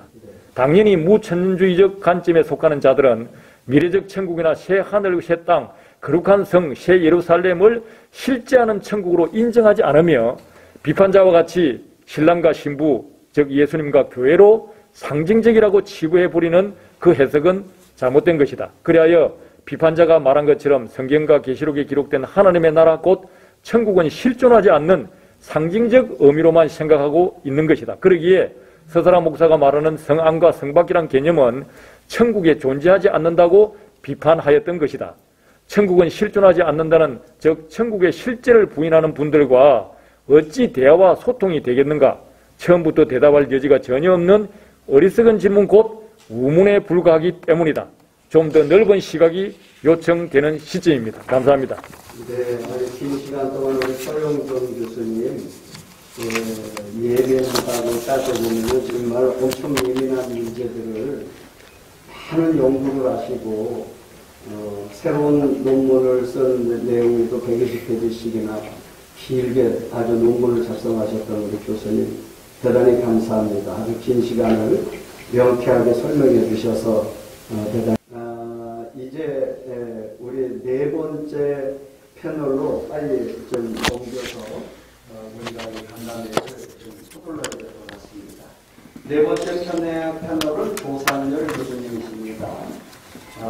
이 시간에 이제 우리 조상열 교수님에게 드리고 싶은 이제 말씀은 우리 조상열 교수님은 한국교회 신학 그리고 외국에서 공부를 하시고 또 신학을 전공하셨는데 서사라 목사의 아담과 하와를 지옥에서 보았다는 개인 체험이 간증한 내용이 있습니다. 이러한 부분은 세계 어느 교회나 교단 신학적인 논란의 여지가 다분히 있을 수 있는 내용이라고 이제 사유가 됩니다. 네, 이 부분에 대해서 뒷받칠만한 이 성경적 근거가 있다면 어떤 성경을 통해서 어떻게 해석하면 좋을지 신학자로서 우리 교수님 한번 설명해 주시면 고맙겠습니다. 예, 그 대부분 아담과 하와의 스토리에 대해서 해피엔딩을 기대를 하고 있어요. 그래서 아담과 하와는 뭐 그 여러 맥락상 아마 그래도 구원은 받지 않았을까라고 하는 생각에서 질문을 할 텐데, 먼저 첫 번째는 여러 가지 질문 속에 중에 하나는 이제 낙원에서 이제 추방당하죠. 그 이후에 이제 그래도 아담은 회개하지 않았을까라고 하는 이제 가능성을 두죠. 이 질문을 이제 답을 찾기 위해서는 기독교의 전신인 유대교를 먼저 봐야 될 것 같아요. 그래서 유대교 문헌하고 유대 전승에서는 어떻게 아담을 조명하고 있는가. 그래서 우리가 흔히 얘기하는 중간기, 그러니까 Second Temple Judaic Literature, 그러니까 제2성전 시대의 유대교 문헌, 그 다음에 주 1세기경의 유대교 문헌을 이제 중심으로 훑어봤어요. 근데 여전히 이제 그 아담에 대해서는 인류의 죽음을 가져온 사람으로 인식하고 있는 확연한 이제 문맥들이 있었고, 유대교 전승을 이제 이어받아서 계승한 게 이제 신약 전승이거든요. 신약에서도 역시 아담을 첫째 아담으로 분류하죠. 그리고 이후에 이제 그리스도를 둘째 아담으로 구분을 하는데, 이 첫째 아담을 실패자로 보고 있어요. 극명한 대비점으로 두 이제 인물을 대비하는데, 첫째 아담이 실패했으니까 둘째 아담은 이제 성공자, 그죠? 이렇게 이제 비춰주고 있는 겁니다. 잘 알다시피 고린도전서 15장에 나와 있는 말씀을 근거로 해석이 되는데, 그래서 이제 유대교 전승에서도 이 원죄론에 관한 대목들이 있어요. 그래서 살펴보면 아담한테 그것을 조명하고 있는데, 아담이 그렇다면 하와도 상대적으로 이 원죄론에서 자유롭거나 배제될 수는 없다, 이렇게 볼 수 있다는 겁니다. 아담이 첫 인류이기도 하고 아담과 하와가 첫 부부죠. 부부 인류, 첫 인류의 부부이기 때문에 동질성이 있죠. 그 위에 원죄 이후에 이제 이 사람들이 회개하고 다시 하나님을 섬겼을 것이다라고 하는 상상도 유대교 문헌을 살펴보면 이제 확인될 수가 없어요. 다만 이제 외경에 아담이 병이 들어요. 병이 들었을 때 그 낙원에서 있었던 그 기름을 이제 바르면 치유받을 수 있을 것이라고 하는 아담의 소원을 듣고 그의 아들인 셋과 하와가 낙원으로 다시 돌아가는 스토리가 나옵니다. 근데 그것도 어떻게 보면 뭐 그들이 회개하고 하나님을 섬겼다, 그렇게 살았다라고 생각할 수 있는 단서가 되지는 못한다는 거죠. 그래서 이제 신약으로 와서도요, 이런 전승 속에서 발전한 신약 성경에서도 아담과 하와 가인을 배제하고 바로 이제 아벨로 들어가죠. 아벨을 어떤 믿음의 조상의 첫 인물로 제시를 하고 있습니다. 히브리서 11장에서. 그리고 이제 제사를 통해서 구원의 믿음을 아벨만 가지고 있었던 것으로 이제 조명하는 것을, 당시의 모든 이제 구약의 전통 속에서 속죄 개념은요, 인간의 실행을 통해서 성취되는데 그 실행의 방법이 뭐냐? 그 제사라는 거예요. 이 스토리가 포르그 2에 나온 개념도 아니고, 원역사에서부터 이제 출발하는, 더 근원적으로 아벨 시대부터 이제 제시되는 방법이에요. 그게 제사라는 겁니다. 그래서 이 신약 전승에서 아벨의 제사만을 언급하고 있기 때문에 상대적으로 아담과 하와의 제사, 또는 아담과 하와가 어떤 회개의 방식을 어떻게 취했느냐라고 하는 언급이 없다는 사실, 그리고 여전히 아담은 실패자로 언급되고 있다는 이 사실을 비추어서 아담과 하와의 구원, 그들의 회개를 점칠 수 있는, 어떤 예측할 수 있는, 생각해 볼 수 있는 근거가 성경 내에서는 좀 부재하다, 이렇게 볼 수가 있다는 거죠. 그리고 이제 창세기를 봐서 이런 생각도 해볼 수가 있을 겁니다. 그 아담도요, 추방 이후에 땀을 흘려야지 땅의 소산을 먹을 수 있는 그런 운명 속으로 이제 빠져들게 되죠. 그러면 다시 말해서 아담도 농사를 지었어요. 근데 공교롭게 이 첫 제사 장면에서 가인도 땅의 소산을 가지고 하나님께 제사를 드리는데, 아담도 만약에 이 제사에 참여했을 것이다 라고 하는 추측들이 있는데, 아담도 참여했다면 아담의 제사에 대한, 제물에 대한 퀄러리, 이 제물의 어떤 질적인 내용에 대해서 평가가 있어야 되는데 없단 말이에요. 아담과 하와는 그 제사에 참여하지 않았을 것이다 라고 한 이 추측이 가능한 근거가 아담의 제사 행위에 대한 언급이 없다는, 성경 전체에 이제 문맥에 없다는, 등장하지 않는다는 거죠. 그래서 이 적어도 제사 문제로 가인이 아벨을 죽였을 때 이제 아담과 하와가 살인이잖아요. 이거 자기 자식 간의 살인이에요. 근데 아담과 하와가 이 문제에 대해서 적극적인 관여자로 등장하지 않는 것 자체가 이 살인 현장, 살인 직전에 있었던 제사의 모든 과정에서 관여하지 않았다라고 생각해 볼 수 있다는 겁니다. 이해되세요? 그러니까 이게 제사 드리는 것에 참여하지 않은 거예요, 이 부모가. 예. 제사의 첫 시도가 가인과 아벨이 처음이었다는 거죠. 그래서 이 이후에 이렇게 생각해 볼 수가 있어요. 아, 그래도 아담이 이후에 좀 이럴 수가 있는가 생각해서 뭐 제사를 드리지 않았을까라고 생각을 해볼 수가 있겠죠. 만약에 그랬다면 굉장히 이게 드라마틱한 반전이에요, 그죠? 한 인간이 자기 아들을 낳아서 두 아들이 막 자기는 참여하지 뭐 누가 했든지 간에 아버지 이제 하나님께 제사를 드려야 됩니다 뭐 했겠죠. 그런데 거기 싫어 너희들이나 해라 했는데 거기서 살인 사건이 일어났어요. 아들이 죽었어. 엄청나게 충격적인 이 사건의 이 제사를 에서 비롯됐는데 나중에 그 제사를 다시 내가 제사를 드려야지라고 자기 자신의 자세와 마음을 돌이켰다면 이건 굉장한 상처 치유와 뭐 회개와 돌이킴과 굉장히 역전적인 스토리거든요. 맞죠? 근데 이런 반전이 창세기에 없어요. 놀라운 얘기인데 굉장히 감동스럽고 그렇죠? 근데 이런 기술이 없다는 자체가 사실 그랬는데 없다면은 창세기를 기록한 기자가 너무 아쉬운 거예요. 이게 이런 굉장한 스토리를 왜 안 썼을까? 없다는 얘기는 상대적으로 이제 우리가 다시 추론할 수가 있죠. 그런 사실이 없었기 때문에 그렇게 쓸 수밖에 없지 않았을까?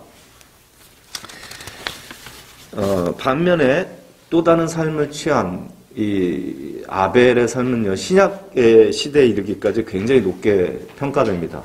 그리스도의 예표로까지 제시되고 굉장히 추앙을 받게 되죠. 그래서 이런 것을 통해서 아마 아담과 하와가 적극적으로 제사를 참여하지 않은 그 위에 이제 회개 행위가 부재했을 것이다. 뭐 아쉬워하고 후회하고 슬퍼하는 마음은 그런 감정과 생각이 일시적으로 들 수 있으나 구약 전체에서 흐름은 그 감정을 하나님께 회개하는 양식은 분명히 제사를 통해서만이 이루어진다는 것, 그런 점에서 아담과 하와의 제사 행위는 없었다 이렇게 볼 수 있다는 겁니다. 또 하나 이제 생각은 그래도 하와는 이 여자의 후손이라고 하는 약속을 받지 않느냐. 여자의 후손이 뱀의 머리를 상하게 할 것이라고 하는 예언의 말씀을 받았기 때문에 그런 엄청난 예언을 받은 사람이라면 그래도 그 믿음 속에서 구원의 성취가 있지 않았을까 이렇게 생각한다는 거죠. 그래서 이 구절을 제가 사실은 들여다봤어요. 원문을. 논문을 쓰는 과정 속에 사실 이걸 위한 논문은 아니었고 제가 가인의 표라고 하는 책을 쓰다가 연관되는 구절이어서 이제 뭐 저도 전통적인 번역에 이제 익숙했는데 원문을 좀 깊이 들여다봤어요. 그랬더니 되게 재미있었어요. 이 원문이 왜 재밌냐면 이렇게 나옵니다. 하와가 임신해서 가인을 낳았다라고 나와 있어요. 가인을 낳았다. 근데 이 가인 앞에 에트라고 하는 조사가 나옵니다. 에트 카인 이렇게 나와요. 에트 카인. 근데 에트가 두 가지로 번역이 될 수가 있어요. 하나는 전치사죠. 뭐뭐와 함께 가인과 함께 낳았다. 이렇게 말이 안 되죠. 그래서 두 번째 옵션은 이제 목적격 조사로 있는 거예요. 그래서 가인을 낳았다 이렇게 볼 수가 있어요. 을을 뭐뭇을 또는 뭐뭐와 함께 이 둘 중에 하나로 번역이 가능해요. 이 에트가. 근데 재밌는 건 그 다음 구절에 그가 이르되 내가 남자를 낳았다. 그죠? 남자를 어떻든 그 남자 내가 낳았다. 내가 원어 그대로 이제 뉘앙스를 보면 내가 창조했다. 누구를? 남자를 그리고 주를 아도나이를 야훼를 이렇게 나와요. 근데 야훼라고 하는 이 이름 앞에 아도나이 앞에 에트가 또 나오는 거예요. 이 한 문단에서 에트가 두 번 나와요. 하나는 가인 이름 앞에 두 번째는 야훼라는 이름 앞에. 네. 이해되세요? 근데 이게 전통적인 번역자들이 힘겨운 거예요. 이게 번역하다 보니까 첫 번째는 그냥 이렇게 해서 가인을 낳았다. 그건 오케이. 그냥 지나갔어요. 근데 두 번째 번역하려다 보니까 내가 하나님을 낳았다. 야훼를 낳았다. 이렇게 번역해야 되는 이게 막히는 거죠. 그래서 어떻게 했냐면 그거는 하나님과 함께 낳았다. 의역을 한 거예요. 근데 하나님과 함께 낳았다. 이렇게 해도 이건 문제가 돼요. 그래서 어떻게 번역해? 하나님으로 말미암아 하나님을 통해서 이렇게 의역을 합니다. 여기 문제가 생겨요. 이 에트를 가지고 뭐뭐를 통해서 뭐뭐로 말미암아 이렇게 번역하는 것이 성경이 다른 데서 그런 용례를 찾아보기가 어려워요. 그렇게 번역된 사례가 있다면 찾아보십시오. 저는 발견하지 못했어요. 그러니까 억지 번역이라는 거, 억지 번역. 예. 이것은요, 저만 생각하는 게 아니라 이미 이 본문을 연구한 좀 소수의 학자들이 이미 다 제기했었던 문제입니다. 그래서 뭐 군켈가 같은 학자도 이거는 목적격으로 보는 게 맞다. 이렇게 생각을 해요. 그래서 앞에 가인을, 야훼를 낳았다. 이렇게 지금 하와가 얘기하고 있는 것으로 봐요. 그래서 이 가인, 앞에 나와서 가인과 이 야훼를 동일시 여기기도 합니다. 자, 두 번째. 그런 어떤 단어에 관한 해석의 문제가 나올 수가 있죠. 이게 되게 중요해요. 예를 들어서, 그 다음에 보면 니므롯 나오죠, 성경에. 니므롯도 이제 뭐, 하나님 앞에서 뭐, 용사라 이렇게 표현이 나오죠. 근데 이게 되게 재밌어요. 고대 근동에 니므롯만한 위대한 어떤 군주가 한둘이 아니었거든요. 근데 왜 특이하게 갑자기 니므롯이 나왔을까? 조명되었을까? 그것도 전치사에 대한 이해예요. 이 하나님 앞에서라고 말하는 그 전치사가 러거든요. 전치사가 러인데, 러에 굉장히 많은 뜻이 있어요. 그 중에 하나가 against예요. against. 문맥을 잘 보면 하나님을 against 하는 용사다. 이렇게도 번역이 가능해요. 하나님을 적대하는 용사다. 이렇게 굉장히 힘이 있는 그런 군주다. 이렇게 번역이 가능해요. 그래서 만약에 against로 보면 왜 니므롯이 이 맥락에서 나왔는지가 이해가 되면 전체적으로. 똑같은 거, 전치사 하나에 대한 이해가 문맥과 내용을 해석하는데 결정적인 역할을 한단 말이죠. 마찬가지로 여기서도 똑같습니다. 이 에트를 어떻게 해석하느냐에 따라서 하와가 지금 어떤 마음에서 이걸 지금 진술하고 있는지가 해석이 가능한 거예요. 근데 하와에 대한 일반적인 개념은 뭐냐? 그래도 하와가 구원받아야지. 해피엔딩에 몰입돼서 본다면 그 해석의 맥락을 찾아낼 수가 없어요. 근데 되게 재밌게 이제 보셨다고 하니까 그걸 통해서 이렇게 스펙트럼을 다시 짜서 보니까 이제 보이기 시작하는 거죠. 그래서 결국은 이제 에트를 보면 하와가 이렇게 얘기하는 겁니다. 내가 가인을 낳았다. 그리고 남자를 낳았다. 내가 여호와, 뭐 주라고 번역하는데 주를 낳았다. 이렇게 기술하고 있는 것으로 보면서 전체가 한 사람을 향해 용어로 볼 수가 있는 겁니다. 가인, 이시라고 말하는 남자, 아도나이 주라고 얘기하는 이 글자, 이게 전체가 한 사람을 지칭하는, 그게 누구냐면 자기 아들인 거예요. 그래서 저만 생각한 게 아니에요. 그래서 이 보이스라고 하는 학자인데 독일에서 박사학위를 받으신 분인데 학계로 안 가고 미국에서 목회를 하신 분인데 이분이 이제 창세기 주석이 있어요. 제가 이렇게 다른 주석서를 거의 다 봤는데 이분이 약간 독특하게 해석을 했어요. 한번 번역서는 없을 겁니다. 보이스 책이 되게 좋은 책인 것 같았는데 이 보이스가 어떻게 얘기하고 있냐면 지금 이 하와가 가인을 낳았고 주를 낳았다. 이 표현을 주를 구원자로 해석을 하는 거예요. 왜 앞서서 여자의 후손 얘기를 하잖아요. 그 여자의 후손이 바로 이 주다, 구원자다. 이렇게 이제 좋게 해석을 합니다. 그런데 이 하와의 얘기를 제가 이제 다시 들여다보니까 몇 가지 중요한 단어가 있어요. 하나는 카나라고 하는 동사인데, 카나가 만들다, 창조하다라는 뜻이에요. 여기서 카나에서 카인이 나와요. 이 카인은요, 뭐 얻다, 낳다라는 뜻도 있지만 거기서 이 카나 동사가 얻다, 낳다라는 뜻도 있어요. 근데 이 카인이라고 했을 때는 자기 아들을 카인이다 하고 했을 때는 만들다, 창조하다라는 어휘에서 더 어감에서 왔을 가능성이 커요. 왜냐면 이후에 두발 카인이 나오거든요. 두발 카인. 두발 카인의 이 대장장이 스미스였어요. 그죠? 이 쟁기를 만드는 사람이었단 말이에요. 그래서 두발 카인. 앞에 이름이야. 두발이 이름이고 카인은 일종의 별명입니다. 예, 만드는 자 두발 뭐 이런 뜻이에요. 그러니까 이 카인은 어떤 뜻이냐면 만드는 자, 창조자 이런 어감이 있어요. 그러니까 자기 아들한테 지금 너 이름은 카인이다 줄 때는 너는 만드는 자, 너는 창조자다 이런 의미로 주고 있는 거예요. 근데 이 맥락에서 내가 낳았다라고 하는 표현을 쓰잖아요. 내가 낳았다 두 번 써요. 내가 낳았다. 그게 다 어떤 동사냐면 카나 동사야. 만들다, 창조하다 이런 거예요. 내가 창조했어. 누구를? 카인을. 걔가 누군데? 걔가 남자야. 이씨야. 걔가 누구야? 그리고 아도나이, 여호와야. 예, 창조라는 맥락 속에서 자기 아들에게 왕권을 주는 거예요. 왕권을. 그리고 어떻게 보면 신적인 칭호를 주는 거예요. 뒤에 맨 나중에 나오는 건 아도나이거든. 신적인 칭호예요. 하와가 어떻게 타락했어요? 신성을 탐했단 말이에요. 이거 먹으면 너 눈 밝아져. 하나님과 같이 돼.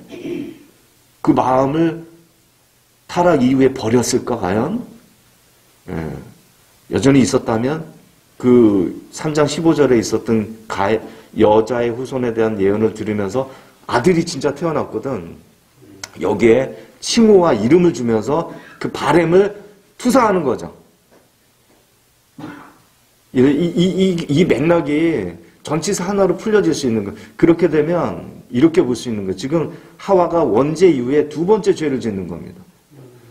원죄는 원죄고 두 번째 타락을 하고 있는 거예요. 하나님의 약속이, 구원의 약속이 있죠. 그걸 자의적으로 해석해서 걔가 누구다? 여자의 후손. 그게 누구다? 내 아들이다 라고 생각하는 거예요. 이거 보십시오. 3장 15절을 잘 이해를 하셔야 돼요. 여자의 후손이 나오고요.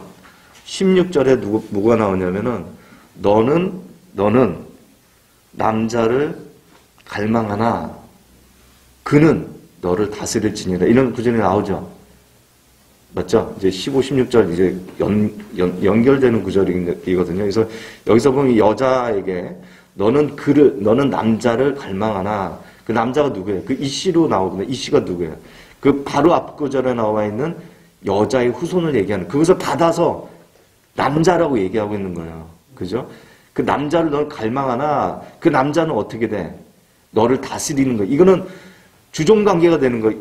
이거를 잘못 해석하면은 부부 관계라고 생각한다는 거죠. 이 옆에 있는 아담을 생각해서 넌 아담의 지배를 받아. 그러니까 너는 여자들이 이제 가족 내에서 남자의 지배를 받는 걸 당연하게 생각하는 어떤 근거 말씀으로 생각하는데 그게 절대 아니라는 거예요. 이게 예언의 말씀인 거예요. 하나님께서 여자의 후손을 얘기하면서 너는 그를 갈망하는, 너는 구원자를 갈망하게 돼 있어. 근데 그 구원자는 결국 너를 다스리고 구원하겠다는 거대한 플랜을 얘기하고 있는 거예요, 지금.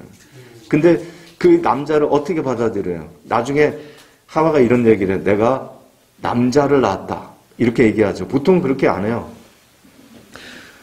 내가 아들을 낳았다. 히브리어로 벤이죠. 내가 벤을 낳았다. 이렇게 표기하는데 벤이라고 얘기하지 않고 내가 이씨를 낳았다. 얘기했는데 그 이씨가 누구냐면 3장 16절에 나오는 너는 이씨를 갈망하나 그 이씨를 받다 내고 있다는 거죠. 그래서 이 전체적으로 메시아상이 들어있는 건데 하와는 알고 있었어요. 그죠? 하나님께서 말씀하신 그 예언의 말씀을 받아들였어요.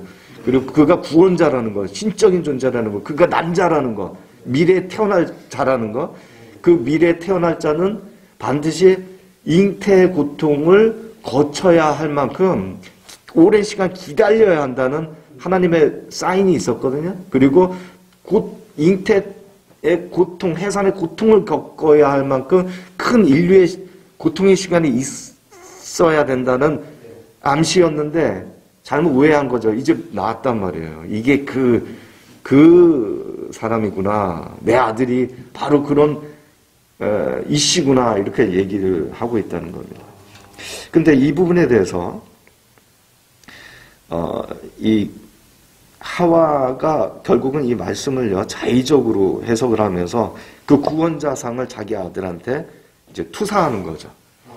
이게 거대한 하나님의 플랜을 또다시 왜곡합니다. 자기 아들로 갖춰두고 아마 그런 교육을 받았겠죠. 야, 너는 이씨야. 네가 여자의 후손 바로 그 아들이야. 네가 야훼야. 네가 아도나야. 이 칭호를 주는 거죠. 가인이 왜 갑자기 난폭하게 됐을까? 그게 아니에요. 이런 어머니와 자식과의 관계 속에서 오랫동안 학습된 거죠. 근데 이런 사람이 갑자기 그 모든 자존심이 무너지게 된 사건이 발생하게 됩니다. 그게 제사였었던 거예요. 이게 돌이킬 수 없는 일로 번지게 되죠. 그래서 이 근원을 따지면 과연 가인만 이 살인사건의 피의자이냐, 하와는 무죄하냐 따져볼 수 있다는 겁니다. 세 번째 이런 질문을 해볼 수가 있어요.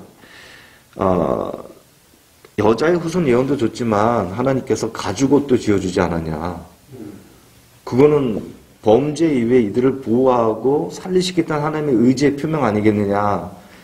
그러면 구원받은 거 아니냐라고 생각할 수 있어요. 근데 네, 뒤집어서 한번 생각해 보십시오.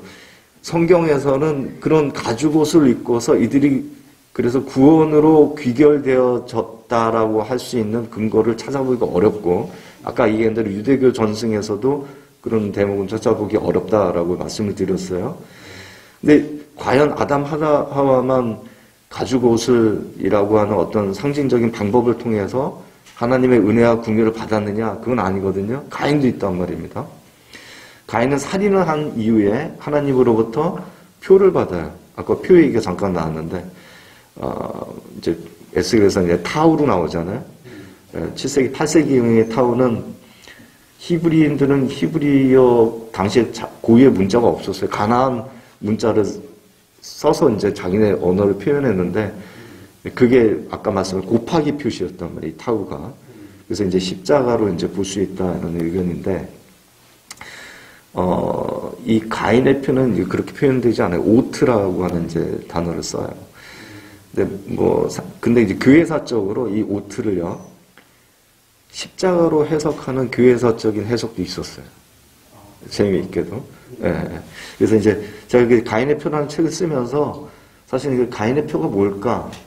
가인을 죽이려고, 오로지 아담 패밀리만 있었는데, 가인이 또 자기를 죽이려고 하는 사람들을 두려워하죠. 그래서 도대체 이 사람들 또 어디서 등장한 걸까? 이걸 이제 담아서 책을 쓰다가, 서사랑 목사님 책을 그래서 이제 아이디어를 많이 얻었어요. 하와가 지옥에 갔다면 하고 이제 본문을 보니까 이제 풀어지는 맥락이 있었다는 거죠. 그래서 보면 분명한 건 그 가인도 표를 받았지만 가인을 구원받은 자의 반열에 있는 자로 카운트하지는 않단 말이죠. 구약에서나 신약에서조차도 가인을 그렇게 얘기하지 않습니다. 신약에서도 가인을 언급하고 있거든요. 구원받은 자로 언급을 하고 있지 않다는 거죠. 다시 얘기해서 하나님께서 구원의 표를 주시고 가죽옷을 주시고 그들을 너는 반드시 죽으리라 했는데 죽이지 않고 추방시키시고 더 오래 살게 하시고, 이게 어떤 그들이 회개하고 하나님께 돌아올 수 있는 또 다른 살 수 있는 방법을 계속 주신 것이지, 그 주신 것은 은혜지, 그 은혜의 방법이 그들의 어떤 구원을 보장하지는 않는다는 거예요. 그래서 여러 가지 맥락상 이런 은혜를 받았으니까 구원 받았을 거야 라고 생각하지만 그것이 아담과 하와의 구원으로 귀결되어질 수 있는 근거가 되기는 어렵다라고 볼 수 있다는 거죠. 이게 되게 어려운 얘기입니다. 어려운 좀 원문 얘기도 하고 뭐 단어 얘기도 해서 좀 어려운데 핵심 굉장히 무서운 얘기이기도 해요. 이제 그런 어떤 성경의 어떤 인물도 그렇게 유명한데 어떻게 보면 구원이란 또 무엇일까? 참 어디까지 끌고 가야 될 것인가? 얼마나 큰 죄들을 우리가 다 회개하면서 끝에 이 스토리의 마지막을 우리가 장식해서 구원받을 수 있는가? 이런 굉장한 스토리를 아담과 하와뿐만이 아니라 내게도 적용할 수 있다는 거예요. 그러니까 내 인생의 스토리는 어떻게 귀결되어지는가? 굉장히 긴장하고 고민하고 이거 살 떨리는 마음으로 이렇게 들을 수 있는 스토리가 아담 하와에 관한 이야기가 되지 않을까 생각이 듭니다. 그래서 좀 말씀을 좀 길게 드렸는데 아담 하와가 지옥에 가 있다. 성경에 그런 구절이 어디 있어요? 라고 한다면 편하게 여기 있다라고 지목하기는 좀 어려우나 성경 원문을 가지고 재조명해서 새로운 해석을 우리가 찾아낼 수는 있다라는 말씀을 드릴 수는 있겠습니다. 우리 교수님, 사실은 이 아담 하와 이야기는 창세기에서 처음 나오고서 잘 들어보지 못하고 난해한 성경 구절인 것은 사실이죠. 또 우리가 천국 지옥까지 사실은 깊이 생각하고 또 설교하거나 이렇게 많이 안 하시는 부분인데 우리 조상열 교수님께서 또 이런 것을 연구하시면서 또 책을 내시면서 아담과 하와에 대하여 또 유대교 전설까지 깊이 연구하시면서 다양한 근거를 해석해 주셔서 대단히 감사합니다. 우리가 신학을 연구하신 교수님들 모시고 우리 교단과 노예의 명예와 신학적으로 노예원이 배도당하거나 비방을 한다는 것은 건강하고 건전한 발전을 위해서 부끄러운 일인데 노예 차원에서 새해 1월부터 우리가 기자간담회를 이렇게 우리가 준비해서 공개적으로 우리가 알리려고 하고 있습니다.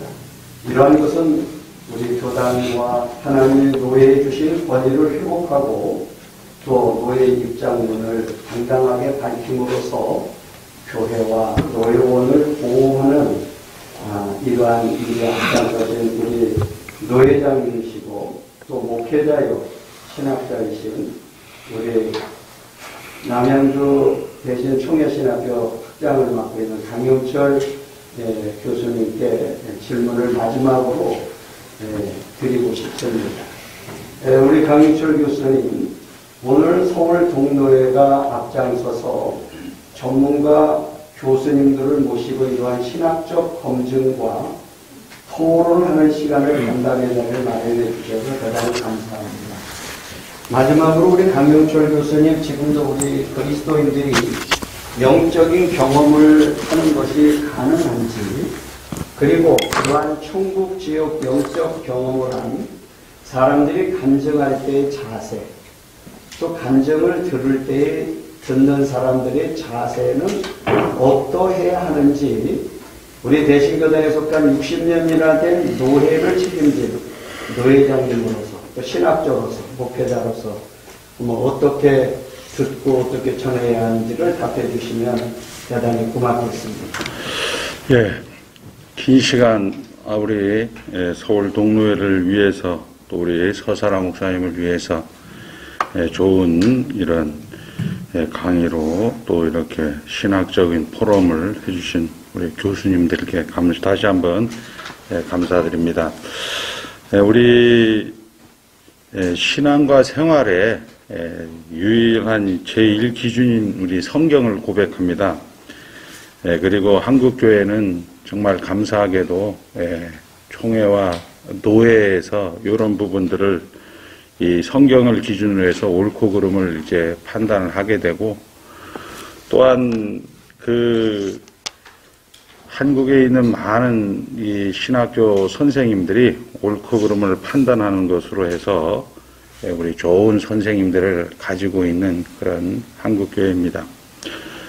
영적이다 이렇게 얘기할 때 이제 우리가 많이들 이제 오해하고 그냥 국어사전식으로 이렇게 해석을 하다 보니까 특별히 이런 부분에 대해서 많은 분들이 민감하지 않은가 생각이 되는데, 영적이라는 의미는 사람으로 말하면 인격적이다, 이런 얘기입니다. 그러니까 하나님은 계획이 있고, 하나님은 목적이 있고, 하나님은 그 계획과 목적을 이루기 위해서 의지가 있다, 하나님이 일하신다, 이런 정도로 정의를 할 수가 있을 것입니다. 그러니까 하나님의 목적은 결국은 하나님의 백성들을 한 사람도 빠짐없이 하나님 나라에 가서 하나님과 하나 되는 그런 찬미의 찬송을 부르게 한다. 그 다음에 하나님의 영광을 위하여 한다. 그리고 찬송을 부르게 하려 함이니라. 이렇게 성경에는 기록이 되어 있습니다. 그리고 그 현장에서 그런 하나님의 영광을 위하여, 그 목적을 위하여 하나님의 교회를 허락해 주셔서 그 가운데 많은 목회자들을 세워서 하나님의 양무리들을 그 하나님의 목적대로 인도해 가는 일들을 교회들이 이제 하게 되어지는데, 그것이 기준이 바로 성경이게 되는 것이고, 그 성경이 기준에서 이탈됐을 때 우리 한국교회는 노회, 총회라는 이런 정치 제도와 그리고 좋은 그런 신학교 선생님들을 가지고 있다는 것이죠. 그리고 이제 이런 부분에 대해서 우리 질문을 해주셨는데, 그리스도인들이 영적인 체험을 하는 것이 가능한지. 그러니까 쉽게 얘기해서 예수 믿는 사람들이 하나님의 의지를 이제 경험을 하는 것이다 라고 이렇게 이야기하죠. 하나님의 일하심을 이제 경험을 하는 것이 가능한지, 이렇게도 해석해 볼 수 있는 거죠.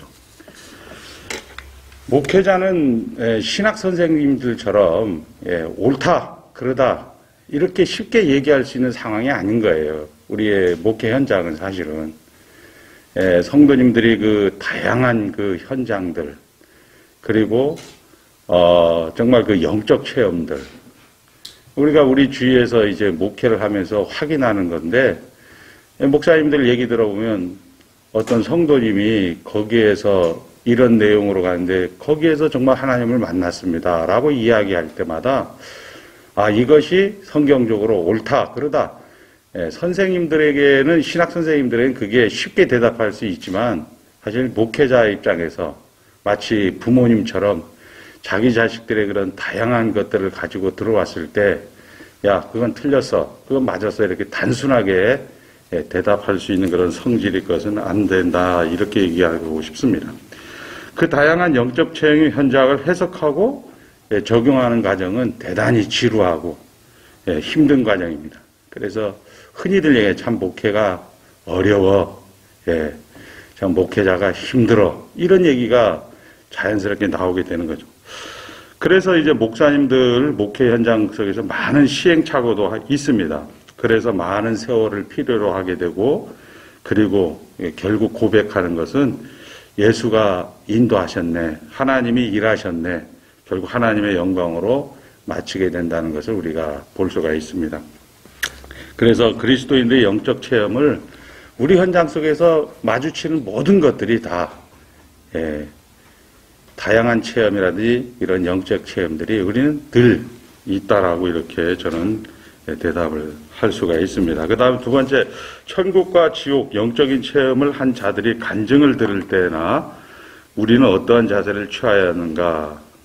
간단한 또 똑같은 질문인데, 하나님의 영광이라는 목적을 향해서 우리가 목회 현장을 이제 우리에게 허락된 그 하나님의 일하심의 현장이라고 생각을 했을 때에는 우리는 그것을 아멘으로, 감사함으로 받아들이는 거죠. 목회자 자신도 그렇고 성도들의 영적 체험이나 하나님께서 그 현장에서 그 현장의 뭐 옳고 그름을 얘기하는 것이 아니고 그 현장을 우리에게 보여줌으로써, 아, 하나님께서 지금도 성경에서 나타나는 현장과 또 역사 가운데서 우리에게 계시하는 현장으로 하나님이 일을 하고 있구나, 하나님이 나를 끝까지 견인해 가고 있구나, 인도해 가고 있구나. 그런 의미에서 우리 서사라 목사님의 그런 내용들은 상당히 우리에게 도전적이고 하나님이 우리에게 도전하는 거죠. 마치 코로나 팬데믹 같이 우리가 뭐 나라를 욕해도 보고 뭐 대형 교회들이 뭐해, 뭐 노예가 뭐하고 있어, 총회가 뭐하고 있어, 우리가 이렇게 욕을 해봐도 여전히 변하지 않는 것이 사실이지 않습니까? 그러면서 우리가 확인하는 것은 뭐냐면, 아, 하나님이 일을 하고 있구나. 하나님이 우리와 함께 하고 있구나. 여전히 하나님이 통치하고 있구나라는 것으로 우리가 이제 연습되어지고 훈련되어진다는 사실입니다. 물론 이제 과유불급하고 인간의 연약함 때문에 이런 것들이 지나쳐서 노예의 권위나 총회의 권위를 깰 수도 있을 것입니다. 그러나 하나님의 목적은 그런 현장일수록 항상 기뻐하고 감사하는 것으로, 또한 하나님과 그 현장이 일하신다는 것으로 하나 되는 것으로 우리가 고백을 한다면, 그래서 끝까지 그 현장을 견디는 자는 구원을 얻는다고 말씀하신 것처럼 그런 조국교회가 되기를 간절히 바랍니다. 마지막으로 서사라 목사는 서울 동로의 지교회를 섬기는 담임 목사입니다. 신학자가 아니라는 얘기죠. 현장을 해석하고 적용하시는 목사님입니다. 다양한 수많은 그런 체험과 다양한 그런 현장들을 하나님의 일하심으로, 하나님의 함께 하심으로 조국교회 가운데 유익을 끼치는 분이다, 이렇게 말씀을 드릴 수가 있죠. 하나님께서는 목회자에게 각양의 은사를 허락하시고 그 은사의 독특성으로 하나님 나라를 확증하는 그런 증인들로 목회자입니다. 아울러 본노에는 이렇게 신학적인 고찰이 필요한 경우 기자간담회를 통하여 오늘처럼 이렇게 수고하신 신학 선생님들을 모시고 계속 신학 발전에 앞장서는 노예가 될 것으로 마무리하면서 감사합니다. 이상입니다. 우리 대한예수교장로회 서울 동로에 서기 되신 김장호 목사님께서 우리 간담회 선언문을 만들었는데, 선언문을 낭독하고 이 간담회를 마치도록 하겠습니다.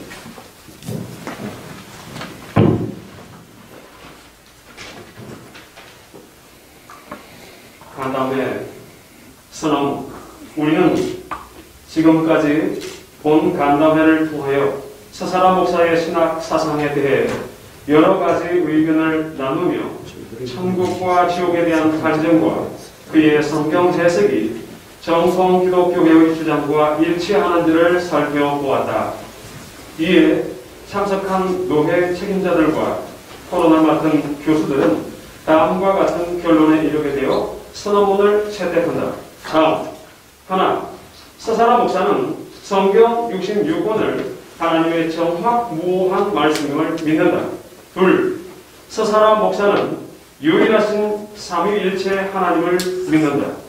셋, 서사라 목사가 본 천국과 지옥에 대한 간증은 하나님이 한 개인에게 보여준 것으로 성경의 계시를 이해하는 데 도움을 준다.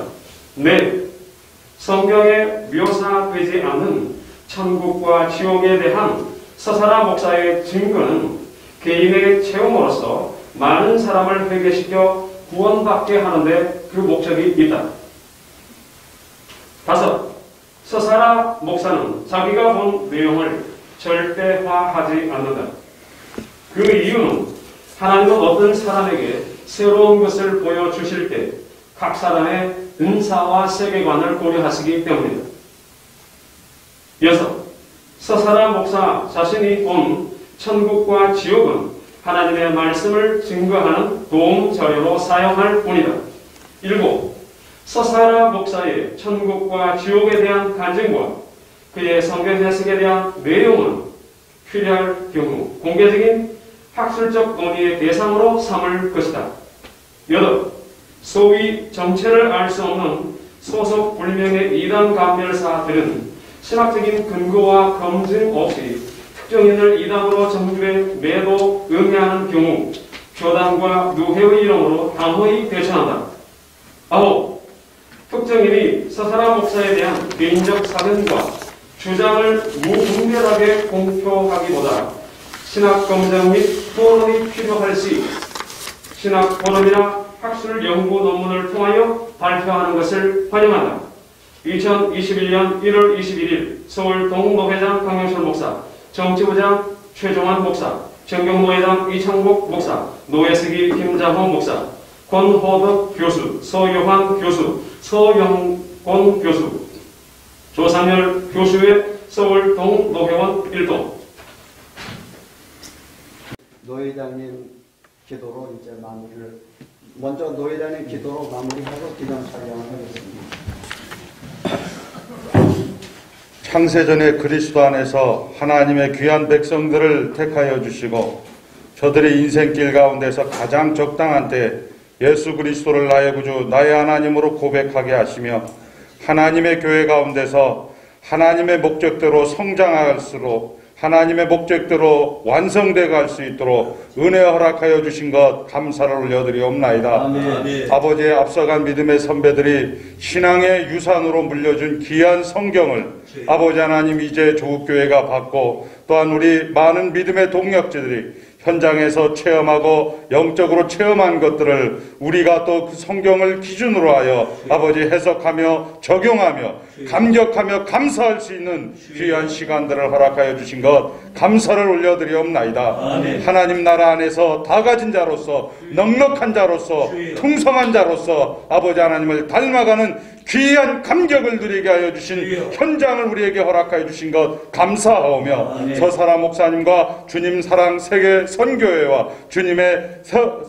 교회를 통하여 사랑 교회를 통하여 아버지 하나님의 영광이 더욱더 나타나게 하여 주시고 아버지 하나님 우리 서울 동노회와 지교의 모든 성도님들과 함께 하시는 하나님의 영광이 날마다 더욱더 충만해질 수 있도록 인도하여 주심을 감사하며 오늘도 신학 선생님으로 아버지 하나님의 기준을 우리에게 명쾌하게 제공해 주신 귀한 우리 선배 선생님들을 아버지 하나님 축복하여 주시옵고 하나님의 영광 받아 주시옵소서. 함께 하실 주님을 찬송하오며 예수님의 이름으로 축복하며 기도드리옵나이다. 아멘.